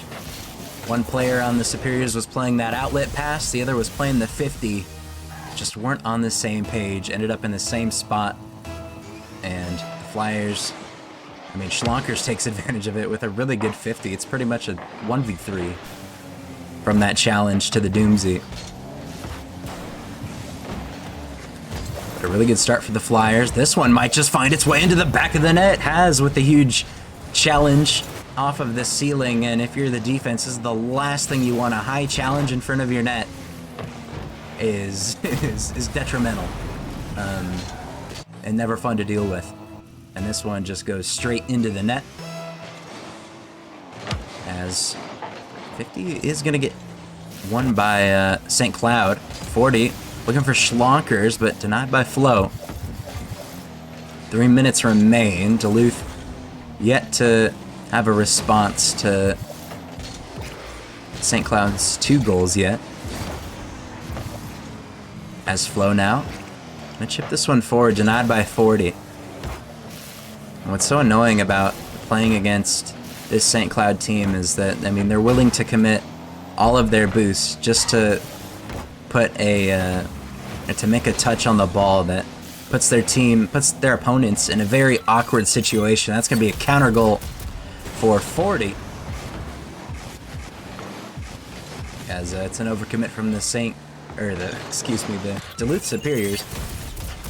Both these teams, I mean, St. Cloud Superiors, that'd make a lot more sense. But can't change history. Has now. I mean, at this point, they're up by 3. Very comfortable lead, and it's going to be very difficult for the Superiors to get anything going here. 40 looks for 2. 3 players commit, but it's not going to be into the back of the net. Views with the touch back to Flo. Gets demoed in the process of trying to start any offense, which is not very fun to deal with when you're already down 3 goals and down 2-0 in the series. I mean, at this point, they're just taking them out. Keep up that physicality.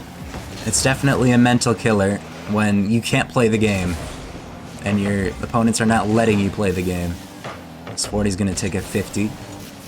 Into the corner, Fluffy flip reset, gonna be denied by Schlonkers. As we get a touch, but Flo up to Fluffy. Gonna be to the backboard, but 40 covers that well. Flo now tries to find Views, but it's a bit too behind him. This one going backwards, Views flip reset over Fluffy, so they are all over the place right now, but they might have a 1v1 opportunity here with Views, but does great work on the defensive end and stops that one from going in, but they might have just thrown this one away.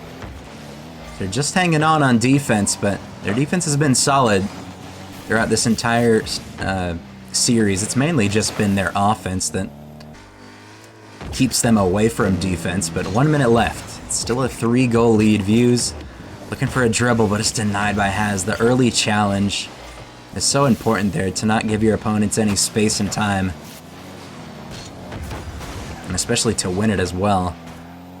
Gets possession off of your opponents. Just a great challenge and some really good defense being played by the Flyers as 30 seconds is about to arrive as nothing's changed. It's a 3-0 lead for the Flyers, and the Superiors have just not had enough offensive opportunities, I think, in this game to really make a case for them to even have a chance at taking a game in this series. But that's going to be it. The Flyers are going to take this series in 3. They had Watermelon at the start. It did not matter.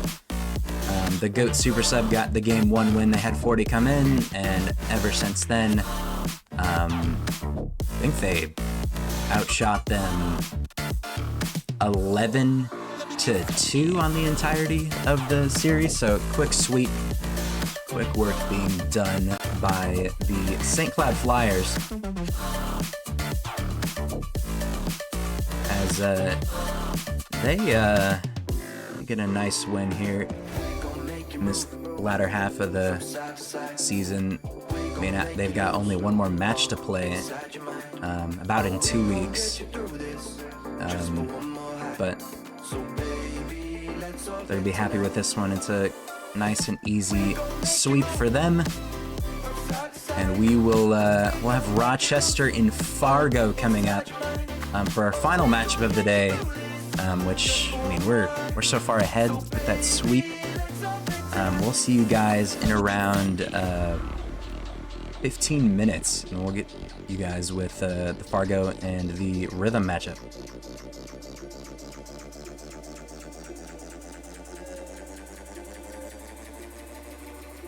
Let's lose our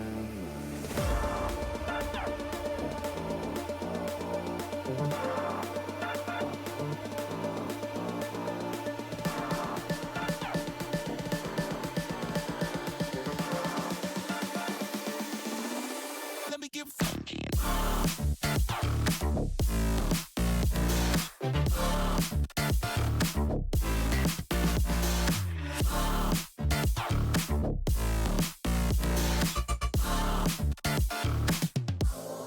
Let me get funky.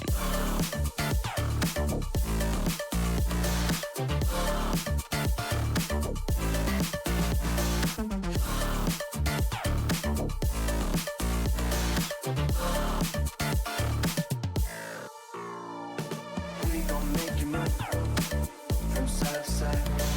We gon' make you lose all inside your mind.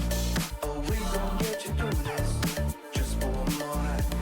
So baby, let's all it tonight. We gon' make you move.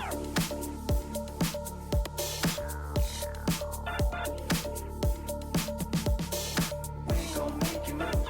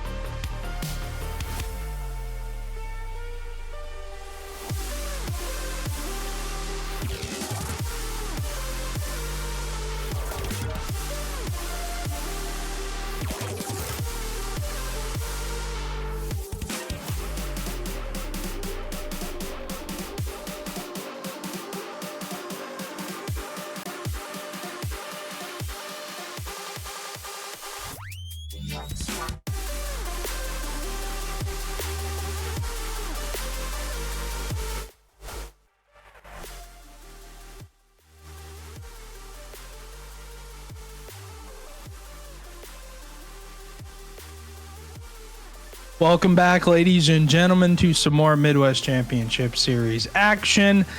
I can't go a full night without casting a series, but regardless, I'm joined by a very special person named Mr. Endeavor, a previous Rising Star champion. And did you win? I don't even know. You won everything nowadays, and I'm excited to get to cast with you because I have never gotten to cast with you before. So this is a learning experience for both of us, if you catch my drift. But we are back from a little bit of an extended break. Apologize for that last series, as that one was not able to be played, but this one is able to be played. We got all 6 players are ready to go, and it should be a blast. And we got the Rochester Rhythm and the Fargo Steelhawks. What are you looking for in this series? Yeah, so a big player in Dorka isn't actually in this one, so could be a little different, these teams, but I think this will be a pretty close series. Not sure where the standings are, but yeah, I think this will be a competitive game. I can give you the standings right now. Oh, The Fargo, no, those are not updated, Brock. Oh, did you? let's go. I love it, Brock. I love it. That is amazing. That is good work. Whoa, Rochester's up there. As yes, Rochester is in first at 8-5. Fargo is 8-5 and well, and they're in 5th. So, Man. I mean, and they're the same record, but Rochester with that major win pushes them ahead. And obviously, you're competing in Premier as well as I am, and Brock. So shout out to Wolf, who's behind us. But I mean, Major 2's coming up. This is the second to last week before that major. I think these teams are thinking about that major more than anything at this point.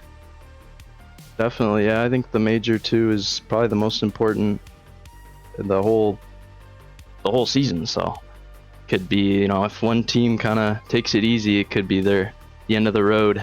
So definitely something to look at. For sure. And Rochester, of course, with the two normal players in Dicey and Wubik, no Olvi. They've got Bladet in as a substitute, very capable, has played in Challenger in previous seasons.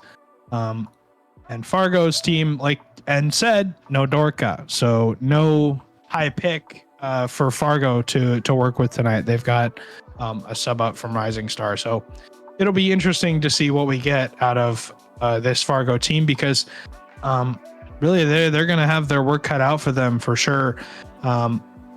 Brock, if you want to throw it back over to us, we can give our very, very quick predictions, but and best of 5 like normal. I mean, both subs on both sides. We saw the seeds.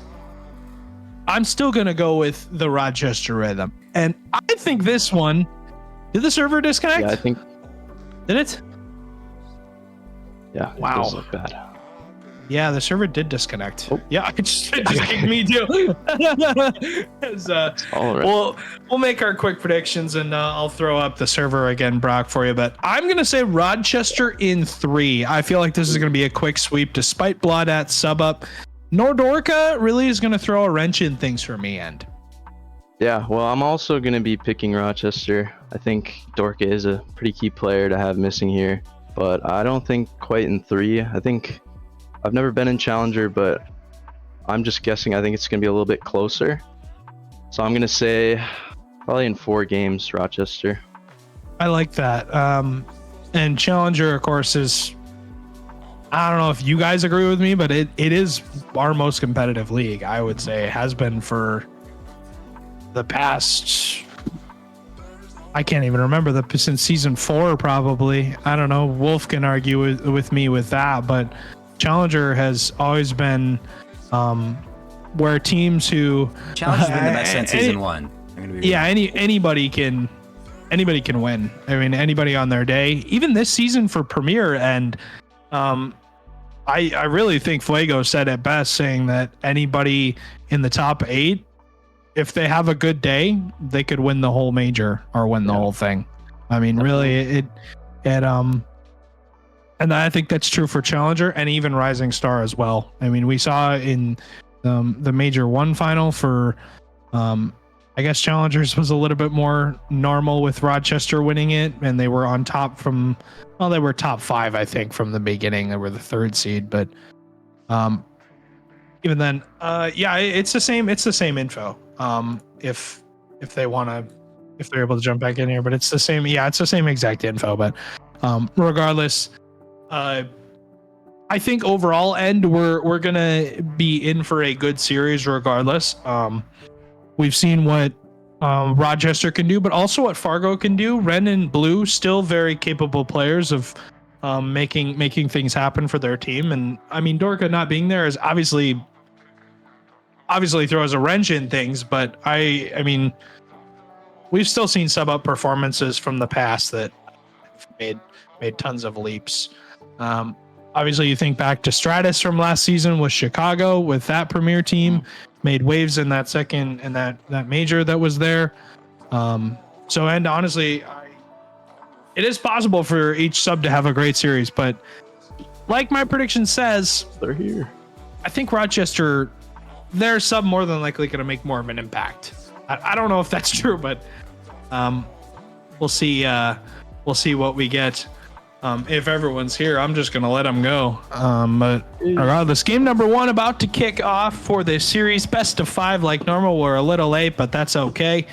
We'll get things going as we have got the Rochester Rhythm in the blue, the Steelhawks in the orange. We're staying true to our colors, but I guess that's what we're in for. As kickoff will go in favor of the Rhythm, who will have the possession, as Carl, not a ton of boost to work with here, won't be able to work through the defense just yet. And Wubik will sit on his backline. That's an early shot, double commit from Rochester. That got hairy pretty quick end as Carl has a shot, and I thought Rochester had the kickoff controlled, but I take back my words. They're making me eat my words for a second. Yeah, Rochester looking a little awkward on defense here. Looks like Steelhawks have most of the pressure so far. Well, that's just off the crossbar. Ren's there, gonna put it in. And that's an early lead. 1-0 Steelhawks. As Carl gets the beat on Bladat, was not able to make that touch. Ren, bottom left corner, open net. Doesn't even have to place it well enough. Could have just hit it on net regardless. But yeah, I think the Fargo were getting back-to-back touches, had most of the boost, but Rochester, even then, they had some boost in, but sometimes even when you have boost, if you're not in the right spot, it doesn't really work out for you. Yep. We have Wubik in the air, gets shut down by Ren. A little more pressure coming out from Rochester. Like to see it. Kind of a stalemate here in the midfield. Couple 50s. Ooh.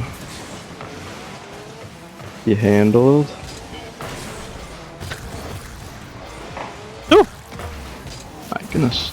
I thought that was in. I thought it was in for a second. As Dicey will have this touch on the back line. Not a ton of boost to work with, but will able to make a little bit of an impact and making a car he likes. Seen him use that one before. As demo from Blotout will give Dicey an open shot. Dicey, I don't know if that's a car that he likes. Wolf can probably attest to that decision making.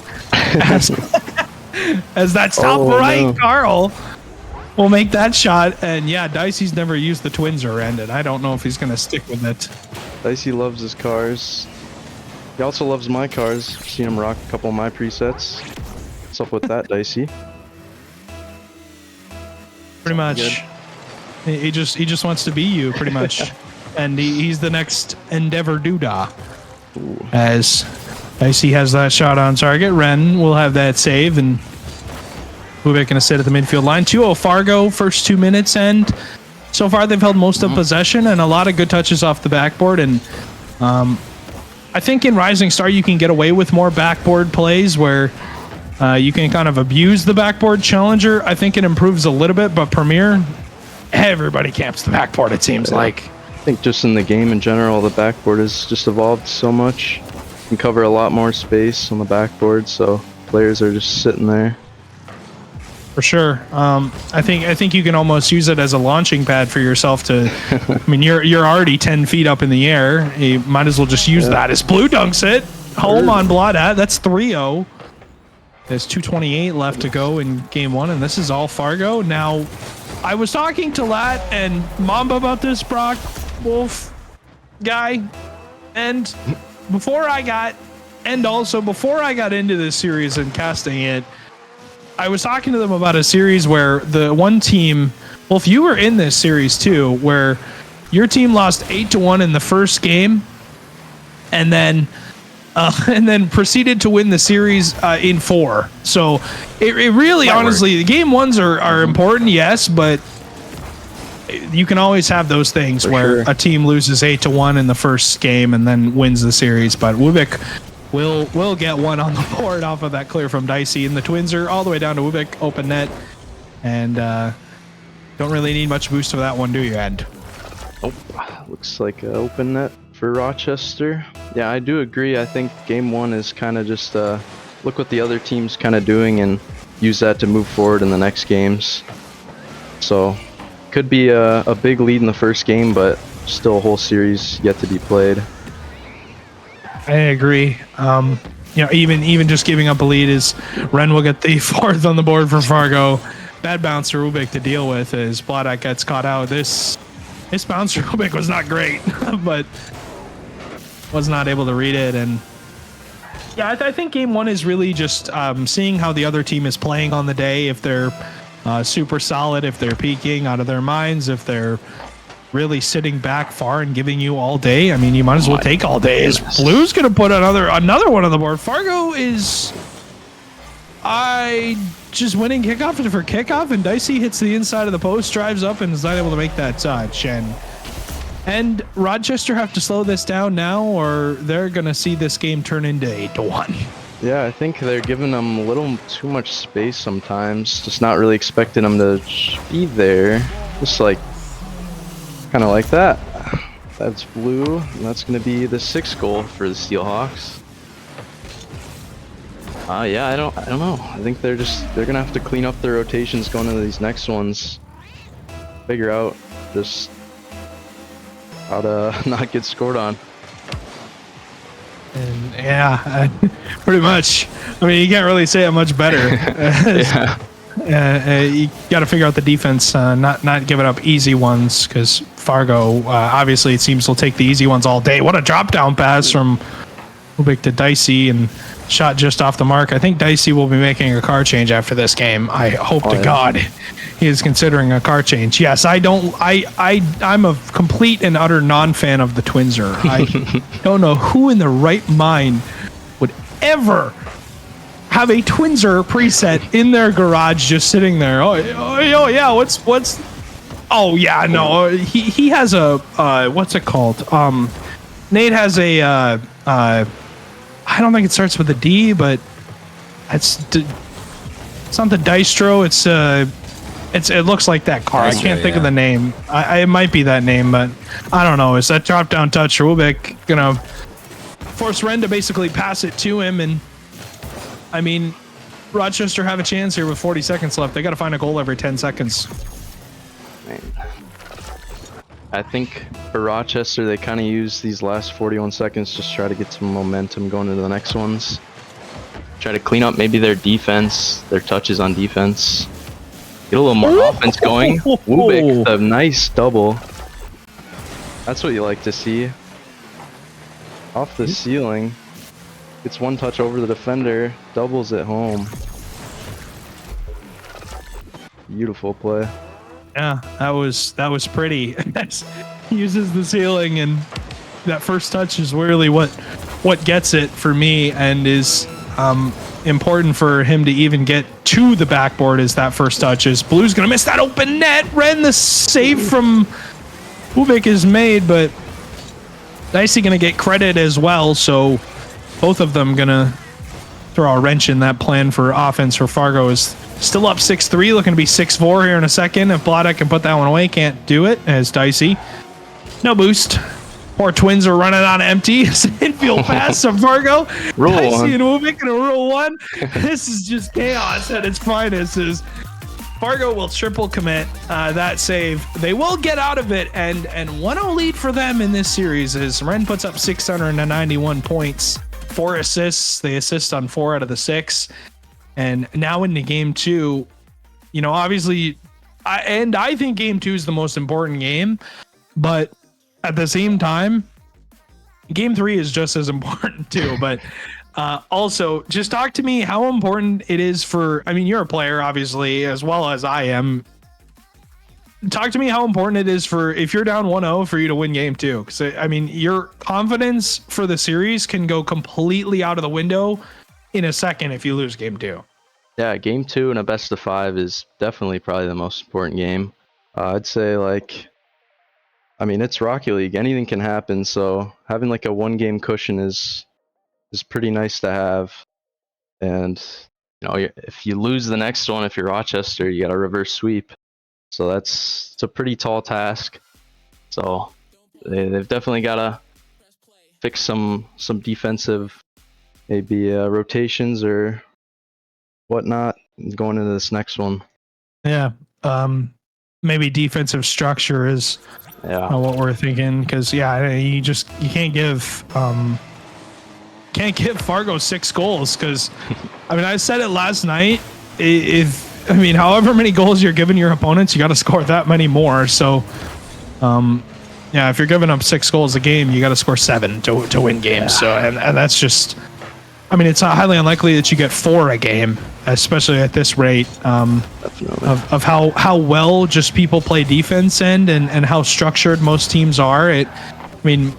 Even in North America, just in general, players are more defensive oriented, have always been that more safe kind of play style, I guess you could say. But still, as Ren will use that bounce from the ceiling, get the first on the board for Fargo, and they continue to score goals at will against Rochester's defense end. Yeah, maybe a hesitant challenge, but not seeing a lot of midfield presence on defense from Rochester, allowing them to kind of just do whatever they want with the ball, it seems like. And it's pretty much that. You can't give Fargo all day to make plays, and that's kind of what Rochester's doing. Is Dicey will get that demo. Blaudat will cut out that play. Blaudat currently the most valuable Rising Star player. As of shout out AK's stats, Blaudat currently averages a goal and a half a game and has a rating of 1.96. So it's making a lot of moves in Challenger and Rising Star for sure, but Challenger is a different breed. Like I said, the defense only gets better, and specifically that backboard defense. You're not going to get away with the same touches you would in Rising Star, where teams are not covering the backboard as well. Challenger, maybe a little bit of adjustments teams make to cover that backboard more, but yeah, like I said with Premier, backboard it seems to be never open. As Ren there on the backboard will make that touch. 3:15 still left to go. 1-0 lead for Fargo. Dicey off the backboard, double lining it up. Ubik on the follow-up. Will tap it midfield. Blaudat is not there. We'll wait on Carl to give it away. Ren and Blue gonna give each other a head fake and decide who's gonna go for the ball. We'll delete Ren on the far side of the field, and you know what, End? Blaudat just showed us one thing that we have to keep in mind. Physical plays are going to be something to think about, as Blaudat will pressure that towards the net. Dicey sidewall, 40 boost. What can he do is the side flip out of the way from Carl, and a free open net for Dicey, and nobody from Fargo wants to make a challenge. Might have been expecting a little more with Dicey on the ball, but Dicey just kind of hits it a little bit, and there said, "You got it, I got it." A little miscommunication. It's just in their net, but it's all tied up. I think Rochester looking a lot better already in this game. I think their defense after the first goal they conceded is looking pretty good. I agree. It's not giving up 6 goals. Looking a little bit better, as Blue will have that touch into the corner. Ren will leave that one. Wubik on the far side. has some boost to work with. Can't really get on it as Dicey will collect on the right side of the field with no boost to follow up. We'll leave that. We'll look in field. Beautiful pass to Wubik. Ren has the save. Beautiful read as Wubik saw him running interference trying to delete Carl from the net. Carl hides and hides like a squirrel. Hiding its nuts for winter as Wubik clears it all the way down the field. Carl will have the clear and Blaudat. Just a testing shot again. Ren has the save. We'll have that clear. Only 30 boosts to go, and we got a minute and a half left. And this game is a lot closer than the first game for sure. Definitely. A lot of pressure from Rochester. Ooh. That one's gonna go off the crossbar and in from Blaudat. A little more of respect given from the Steelhawks. They're kind of just doing the Rochester from game one, kind of just letting them work right in front of their net. As minute 24 to go, a beautiful shot from Blaudat on the right side of that in Fargo Steelhawks net. And I mean, if Rochester can find this game, they'll even us up, and we'll go to that match point game in game 3. But for now, Fargo still completely in this. As 60 seconds to go, we look at this now as Fargo's game to win and Rochester's game to lose. But Rochester had most of the pressure here, and a double commit from Fargo won't help. Blaudat's shot is not going to be on target very hard. Dicey's touch is going to go on the far side, and obviously no full rosters for either of these teams, but they're always preparing for the major, wanting to play their best Rocket League. Probably in week 9 and week 10, because we still got week 10, but no more double headers then. So I asked who did I ask yesterday? I'm trying to think of who I asked yesterday about double headers. I can't remember, but regardless, I did ask somebody yesterday about double header. Iwu, that's who it was. I asked Iwu about double headers, and he said that he feels much more confident in a double header week than a single header week. And I said, I agree with that, but also at the same time, I feel like you should feel confident in every week. But I mean, he's right. It's tough to feel confident in a night end where you only have one match. And if you go into that match and get swept, it's like, wow, I got on and got warmed up for one match. It's tough. It really is. But Rochester up 1-0 in this tied, not up 1-0, as they will even the series of 1 game apiece. And Ren, Carl, and Blue have their work cut out for them. Ren puts up 563 and Blue only 130. A little bit of a regression from that game number 1, and as hopefully Blue can get it going for game 2, and hopefully Fargo can get it going for game 2, because they went from 6 goals in game 1 to 1 goal in that last game. Yeah, big improvement from Rochester in that first game. But yeah, I do agree. I think there is a little more pressure not having a doubleheader. Just have to worry about 1 game, but if you lose that game, it doesn't feel good because you don't have another game to maybe fix your mistakes or talk with your team and see what you guys can improve on going forward. As Blaudat will have that read on the backboard. Double commit from him and Dicey. Won't really let them get out, as that's a beautiful infield pass. Blue to Ren, and it's 1-0 Fargo. Little passing play here from Steelhawks. Catches Dicey on the backboard, can't quite get to it. Early 1-0 lead, like in game 1 from the Steelhawks. See if they can keep this lead. Got Dicey in his corner. Dribble this one out of his corner. Blue there to Chow.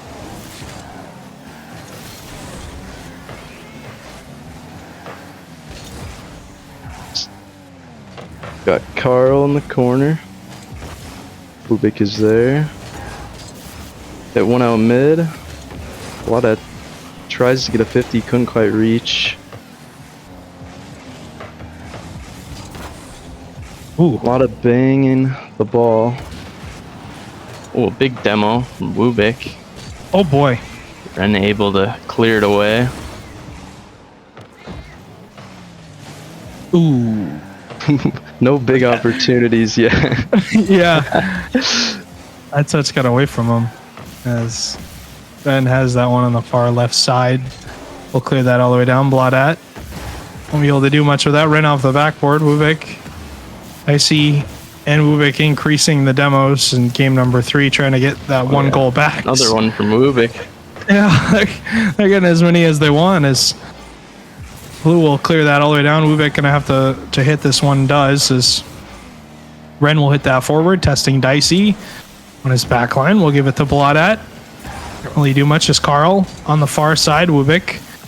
First touch kind of gets away from him. Isn't able to do what he wants with that. Going to rotate out, and you're seeing that a lot. And is Rochester, they aren't getting the touch they want, and just rotating out and kind of keeping that rotation up. Yeah, it's good, but I think they'd be better served to stay on the ball a little bit longer than they are. Because I mean, Fargo is with this 1-0 advantage, giving them a lot of time. And shot on net. Carl, good save from Dicey. Excuse me, Bladat going to keep that out and.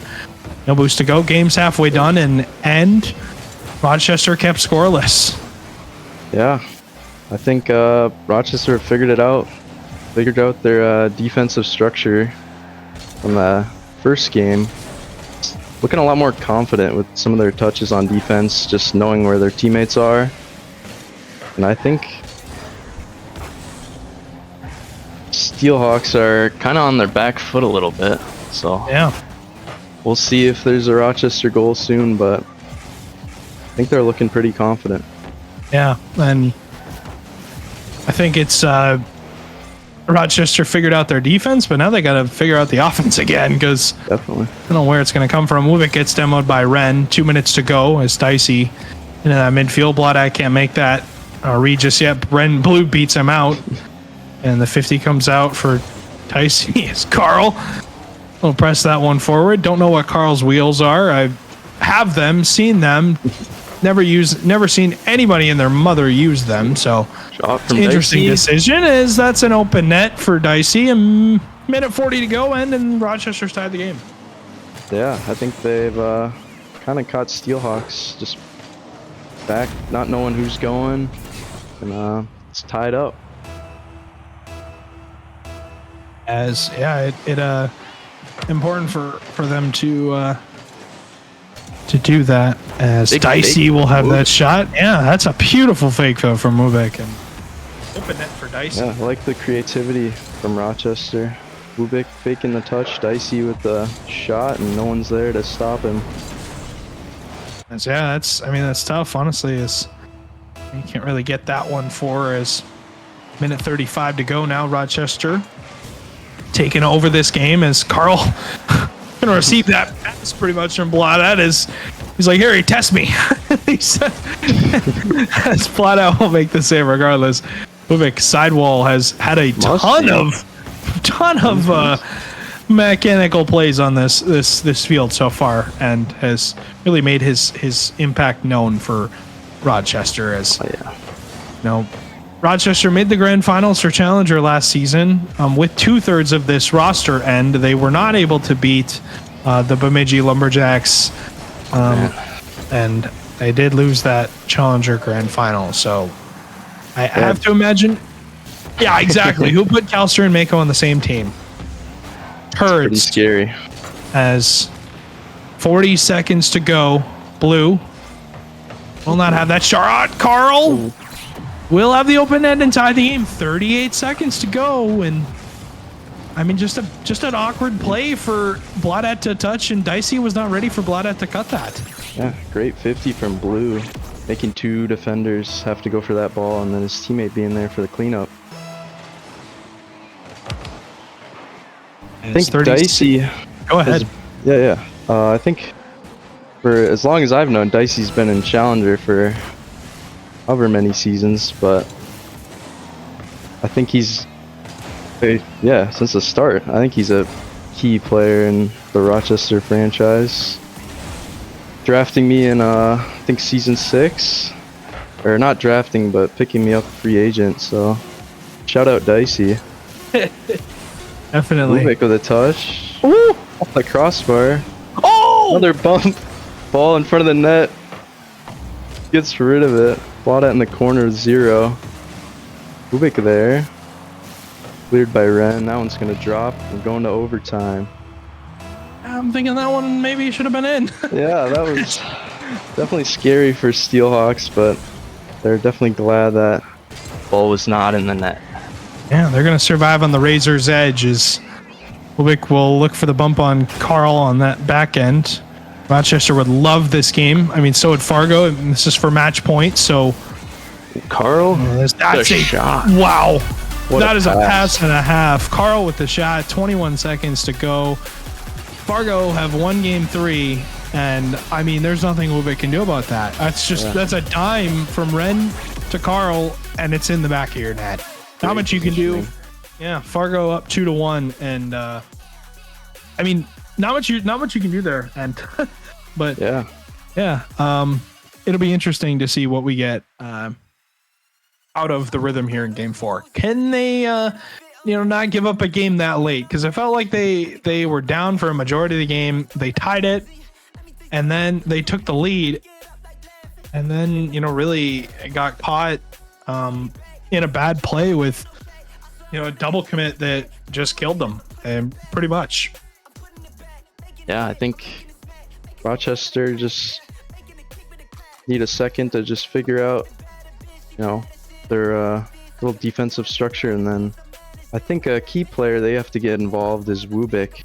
I think he's pretty mechanical in the air, so if they can get him some opportunities, they could definitely break down the defense of the Steelhawks.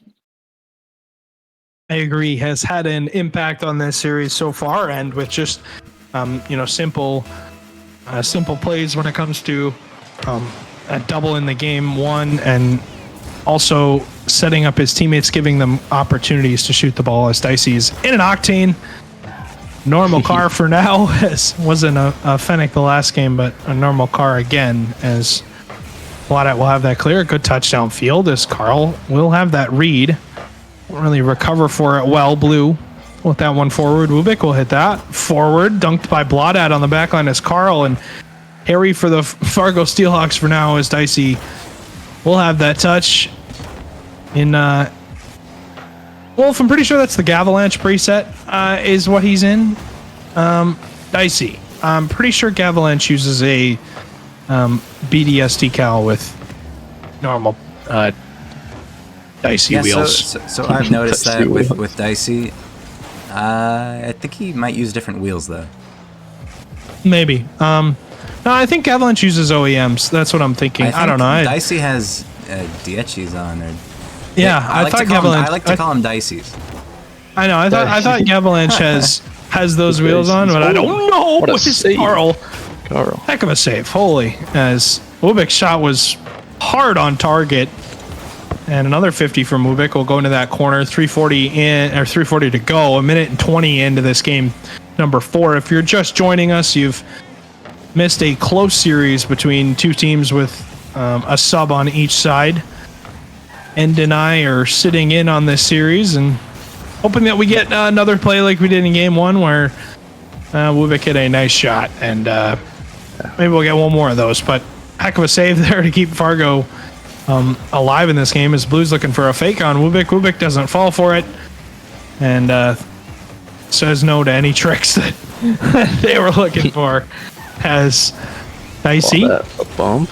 we'll wait on this. Blue will be dunked by Dicey. Wubik going to turn on this, and that's a good infield pass, but the shot's not going to be on target. Yeah, Rochester's had a lot of offense, it seems like, this game. So only time will tell, but I think there might be a game 5 incoming. My prediction. My new prediction.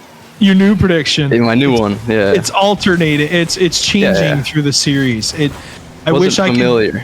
Yeah, I wish I could do that, but unfortunately, my prediction was busted when Rochester lost game 1. So Yep. I was completely SOL after game number 1, and after it was 5-1. I didn't feel very confident in my prediction after it was 5-1 in game 1. But Wubik yeah. off the ceiling. What there to put it in. Just where was Wubik? Ubik off the backboard. Off the backboard. Carl didn't know if he was hitting it or not. Kind of just fell in front of their net, and Blada was there to put it away. So yeah, it's open net for Bladat, able to hit that one, and unfortunate for sure for Carl, because he was expecting Bladat to hit the ball, or expecting Wubik to hit the ball, excuse me, and Wubik kind of waves his magic wand in front of it and basically toys with the the Fargo defense. Says, yeah, it's looking like 5. 1-5. There's a minute 40 to go, and that's a bump and an open net for Bladat again. As he's got 2 goals now for Rochester. In game 4. Steelhawks, I think, are kind of just forced to turtle up on defense, and Rochester's just having a field day.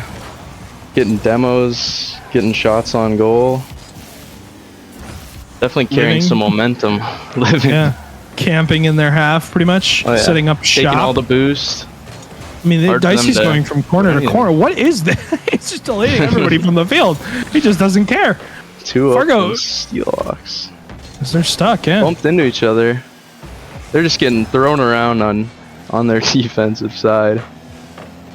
Hopefully Blue can get this one out. Over to Dicey. Oh, Ren looks awkward in net. Dicey gonna put a shot top right. Big 3-0. Looking like a game 5. Yeah, it's probably gonna be a game 5. As a minute 09 to go, 3-0 advantage for Rochester. Is I don't know if Fargo wants to play. I don't know if Fargo wants to play any defense here in this 4th game, but Offense regardless. simulator for Yeah, pretty Rochester. much. Yeah, Rochester's playing. They've got a power play end. Yeah. They got a 4-minute power play. They get more boosts And, than the other team. Mm-hmm. So They have a. making We're use not of at we're not at even strength yet. no. Rochester has a man in the box penalty on or Fargo has a man in the box. Excuse me. Yeah. Fargo. The Steelhawks have a penalty. So that's why. But Wubik give her a double off the sidewall. That one's gonna go midfield. Ren and 2 Blue gonna go. double commit that, and Carl won't have that clear just yet, but we'll get that touch forward. 15 seconds away from game 5 end, and Yeah. hopefully we get a good game 5, and hopefully it's not a blowout like this game was. Yeah, I think the Steelhawks, what's been working for them in the past was the passing plays. So not seeing a whole lot in this game. Kind of just Rochester doing whatever the heck they want. But I think if Steelhawks manage to figure out their passing again, I think this could be a close one. For sure is. Yeah. Gonna wait. Dicey knows how to flip cancel. I guess he does, Mr. Wolf. He figured it out. As I guess it's just the roast Dicey session. We're making fun of his cars. See if he switches cars again. Yeah. Maybe we see a Mantis for game 5. Ooh.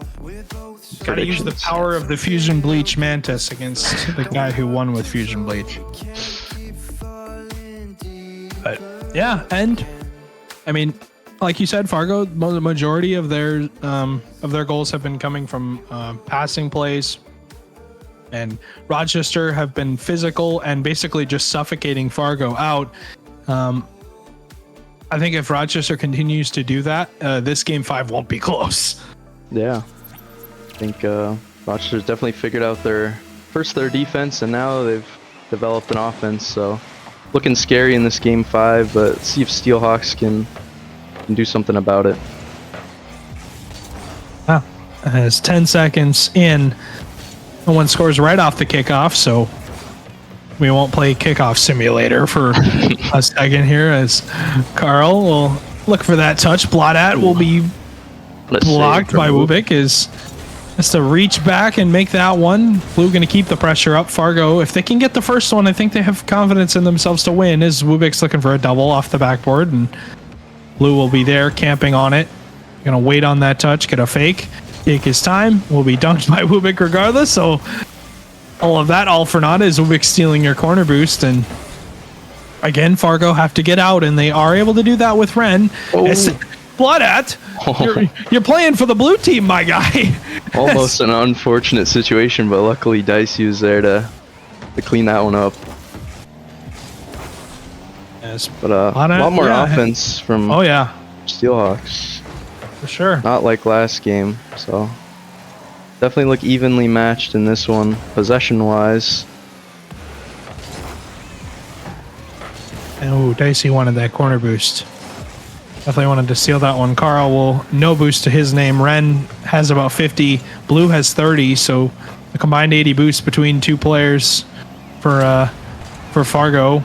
Carl's pretty much full. We'll have to read this touch. Kind of gives it away right to Dicey. That's on target, saved by Ren. And we're almost 2 minutes in.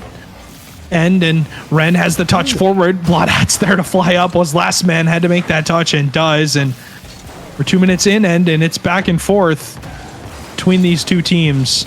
Nobody willing to give an inch here in this game 5, and I think they're just going to game 5 for a leisurely pleasure, is what they're thinking here. And, Yeah.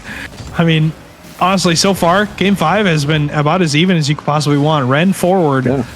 That one's on target. Bloodat has no boost. Will cling to the post and make the save, and we'll have that clear. Dicey running interference, and it's just boomer ball. Who makes the first mistake?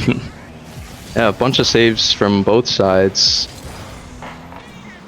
Got Ren on the backboard. Little awkward touch. Oh, ends up bumping Dicey out of the way. Gets rid of the shooter there. Quick with a bunch of time and space. Gonna get it over one. Ren there for the boom. Bunch of back and forth in this one.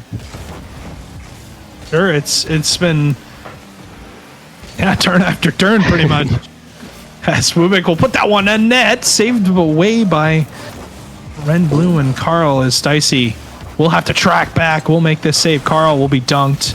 Blue on the sidewall will be 50. A minute and 55 seconds left. Not a ton of time, but it's still a little bit for either of these teams to get a lead. Wubik will cut that save out. Blue on the backboard, no boost. Bloodat will cut the midfield and pretty much saved a shot for Rochester, possibly a goal on Rochester's net. As we've killed 20 seconds since then, and Carl will take his time. And I like what Fargo's doing. They're really just taking their time as much as they want, getting 1v1. Rochester in bad situations.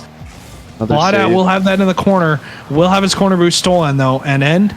As the game winds down, you can't be giving your corner boost to the other team. Oh, definitely not. All comes down to who's got more boost and who's in a better position. Also, demos could be crucial. Wubik I like here, the that. chance. Ooh, cut out. Bunch of back and forth. All it takes is one opportunity for one team. Oh, Up from Rochester. Ren could have a shot here. oh no! Oh no! Little awkward Oh touch, but it's still in the blue half. Be a shot here. Not quite. Bloodat with the ball. A little bit of a misflip here. Wubik scrambling back on defense. Dicey with a great cut to deny the shot from Steelhawks. Just a lot of defense being played in this one.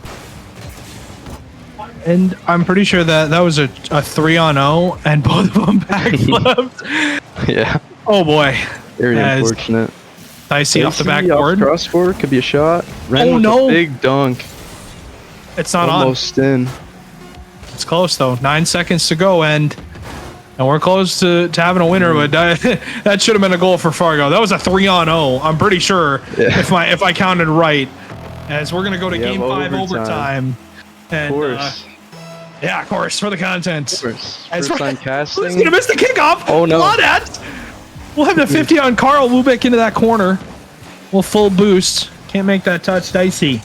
Nothing Dicey on with his back 0. line. We'll have to make that forward, and Carl will collect in his corner. Dicey just waiting on him. Gets the fake. Looks for the bump, and I'm telling you, Rochester should have been scored on. That was a 3-0, and it was a complete and utter opportunity for Fargo to win, literally take the lead in the game, and they were not able to get it. It's the 10 on the back line from Bloodat. The shot's not on target though, and 30 seconds in, and we're living in Fargo's half. Oh yeah, Steelhawks looking low on boost too. Rochester just full tanks. Great 50 from blue. But they're just still stuck in their own half with little to no boost. Forced to just 50 them. See if they can find a chance here. Nope. Dicey with the cutoff. Blue trying to take it into his own corner, hoping for boost. Ubik with a nice touch. Bloodat there. It's gonna go into the blue corner. Dicey. Over to Bloodat. Maybe a dunk. Gets a piece of it.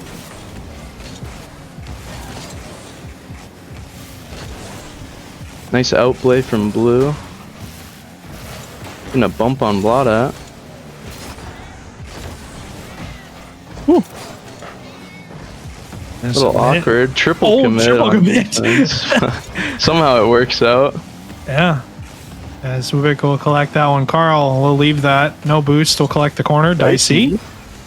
Let it forward. Ren can't really make it happen. Bloodat and Ubik tasked with making that save and getting it out. Carl looking infield. Dicey will have that touch. Ren will get caught out. Open net. Bloodat's there, and Carl has the save. As Bloodat another touch forward, and somehow Fargo is going to get out. Ubik going to bump Carl and get him out of the play, and Fargo is jumbled in this corner. The spawn there. They will get away in 2 minutes to go, and Bloodat. Who gets a touch? Ubik? Will make that is he able to get there? Yes, he is. And we're just looking for the forced mistake is what we're looking for. Great touch from Ubik. Blue's ready for it though. Over to Dicey. Ren be able to clear that one. Dicey mid to Bloodat.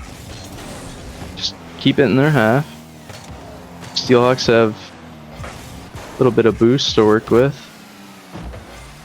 Slow and controlled from Rochester. Ooh. Blue with a crazy pre-jump. Able to force it into their half. Couple 50s come out. Ubik, a nice touch.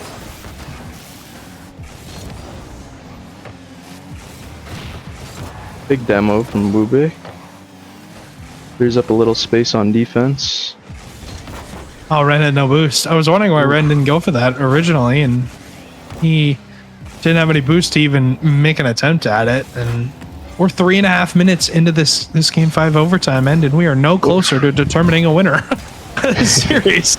As that bounce is going to go, Ubik may have caught blue out a little bit too far forward. Can't get it. Running interference on the defense of Fargo. The bounce though from blue will make that save, and Ubik will keep the possession up, keep the ball in Fargo's end. As Dicey will have that 50. As Ubik can't really make contact on it. Ren will clear that. Ubik's touch gonna not really get much to him. Bloodat's backwards, has to throw in reverse and make that save. And 4 minutes into this overtime, and Ubik with a monster clear down the field. That bounce is gonna be awkward. Bloodat though gonna hit it backwards, and Rochester can't figure out an offensive drive. My goodness. As Dicey there. Oh, almost a shot. Blue is there. Carlos just camped on his backline. Yeah. He's determined to not let this game be done. As he's playing. The bump comes in. Yeah. Oh, he's nervous. Ooh. He's locked. Definitely. He is locked in. Oh yeah. Bloodat in there. Oh. No boost. Ubik will steal the mid from Blue. Blue will steal the corner in return. Ren in the midfield, 40 boost to go, and Ubik will work his way by one. The 50's going to go midfield. Anyone home from Rochester to take the shot? Guys, we got to win the game. 5 minutes in, Dicey gonna hit that one up. Bloodat can't get the pass. Ubik back side flip. Carl will look for the Great double, save. but can't get it. In 5 minutes in, and we're still no closer as Bloodat will make that touch into that corner. Brandon Ubik will be blocked. Bloodat again, another touch. Carl into the corner as Dicey will leave that one for Ubik and Bloodat. A double commit out of that, and they're pretty darn close. Another somewhat of a double commit just into that corner. Ubik open net. Blue. He can't hit the shot, and Blue will have that save in almost 6 minutes into overtime, man. Oh my They just don't want to see me go. Yeah. Nope. I'm They stuck don't here wanna- forever with Stewie. Yeah, they don't want to see the game be done. Yep. As that Oh, one's going to man. be on target. Carl, good save. Dicey going to hit that one on the far side. And Ren can't really hit it forward. Bloodat. Ton of boost. First touch gets away from him. That bounce is going to be awkward. Ooh. Bump comes in on Dicey. The demo Two comes in bumps. on both the player for each Dicey with a side. chance. Ups to fake. Big 50 from Ren. Ubik should be able to collect. Carl in the air. Can't quite get back to it. Good demo. Lot at 0. Makes it awkward for the Steelhawks. Oh, what a touch. Oh, right to Ubik though. In there, flip reset. Didn't get it. I just want to Man. see the stat sheet at the end of this game. Yeah. As, Ren at 800 points, the highest in the lobby. I was expecting maybe a little more, but he's 7 saves, so yeah. that is And quite a bit. 10 saves for the Steelhawks, 11 for the Rochester Rhythm. The Rhythm have put on 11 shots and haven't found the back of the net one Backwards. time. No one from Yes. Rochester there? 11 shots for, 12 shots now for Rochester, 11 for Fargo. This has been the most even game I think we've ever seen. Oh. Is they're all gonna Dangerous. miss. Open shot, Oh, what a that's save. saved by Carl. Ubik. Well, they're still there. Top Finally, they end it. It's 7 minutes and 24 seconds into overtime. And my God, we're just making the series as close as possible. Rochester are going to take it What in a 5. finish. Wow. Definitely did not expect that from this series, but what an entertaining way to end it. The Yeah. 7-minute overtime. A 7-minute game 5 overtime is. Oh man. I mean, they were definitely nervous for sure. As they're able to get it done. Dicey's able to put that one in the back of the net. As the record for the longest OT Brian was asking is Brock, it's actually held by you and I. Yep. We went to I think it went to 11:10 is what I remember. I don't remember. I don't know. I don't remember. Yeah, and I remember me flying at a challenge and missing the ball. That's what I remember. I remember But, Raider demoing someone, or either it was Thermal or Raider, and then there was like an open net. But I remember, what, you had the most shots at like 13? 14. I had 14 14? saves. I Yep. had 1,600 points. Yep, and I had Oh my goodness. 1,300. Oh no, I had like 1,400 points. I was, if you on our all-time stats It list, shows. It's like everyone in It that shows. game.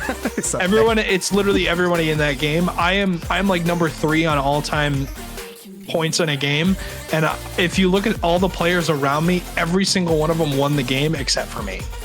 So I don't know, but regardless, a heck of a series between Rochester and Fargo. That one gonna end in 5, and we'll give you a quick recap on the schedule of the night. It was an exciting night of Rocket League for sure. We got, of course, three full series. The one series can't do much about, but a 3-1 win for the Green Bay Knights in that first one. Wow. Or the Buffalo, excuse me. But Buffalo, I like that team. I really do. I think they're a very well-rounded team. Brainerd, of course, getting the forfeit win technically against Mankato. Unfortunately, Mankato was not able to show up. Duluth and St. Cloud. St. Cloud getting the sweep over Duluth, a big win for them. And Fargo now losing, to Rochester in 5. And a very interesting series, nevertheless. And I'm glad I got to enjoy it with you. Yeah, thanks, Stewie. This was a lot of fun being able to cast with you, and glad it was such a entertaining game. Yeah, we definitely got our money's worth for sure. Oh, for sure. It was, yeah, we definitely got what we were looking for.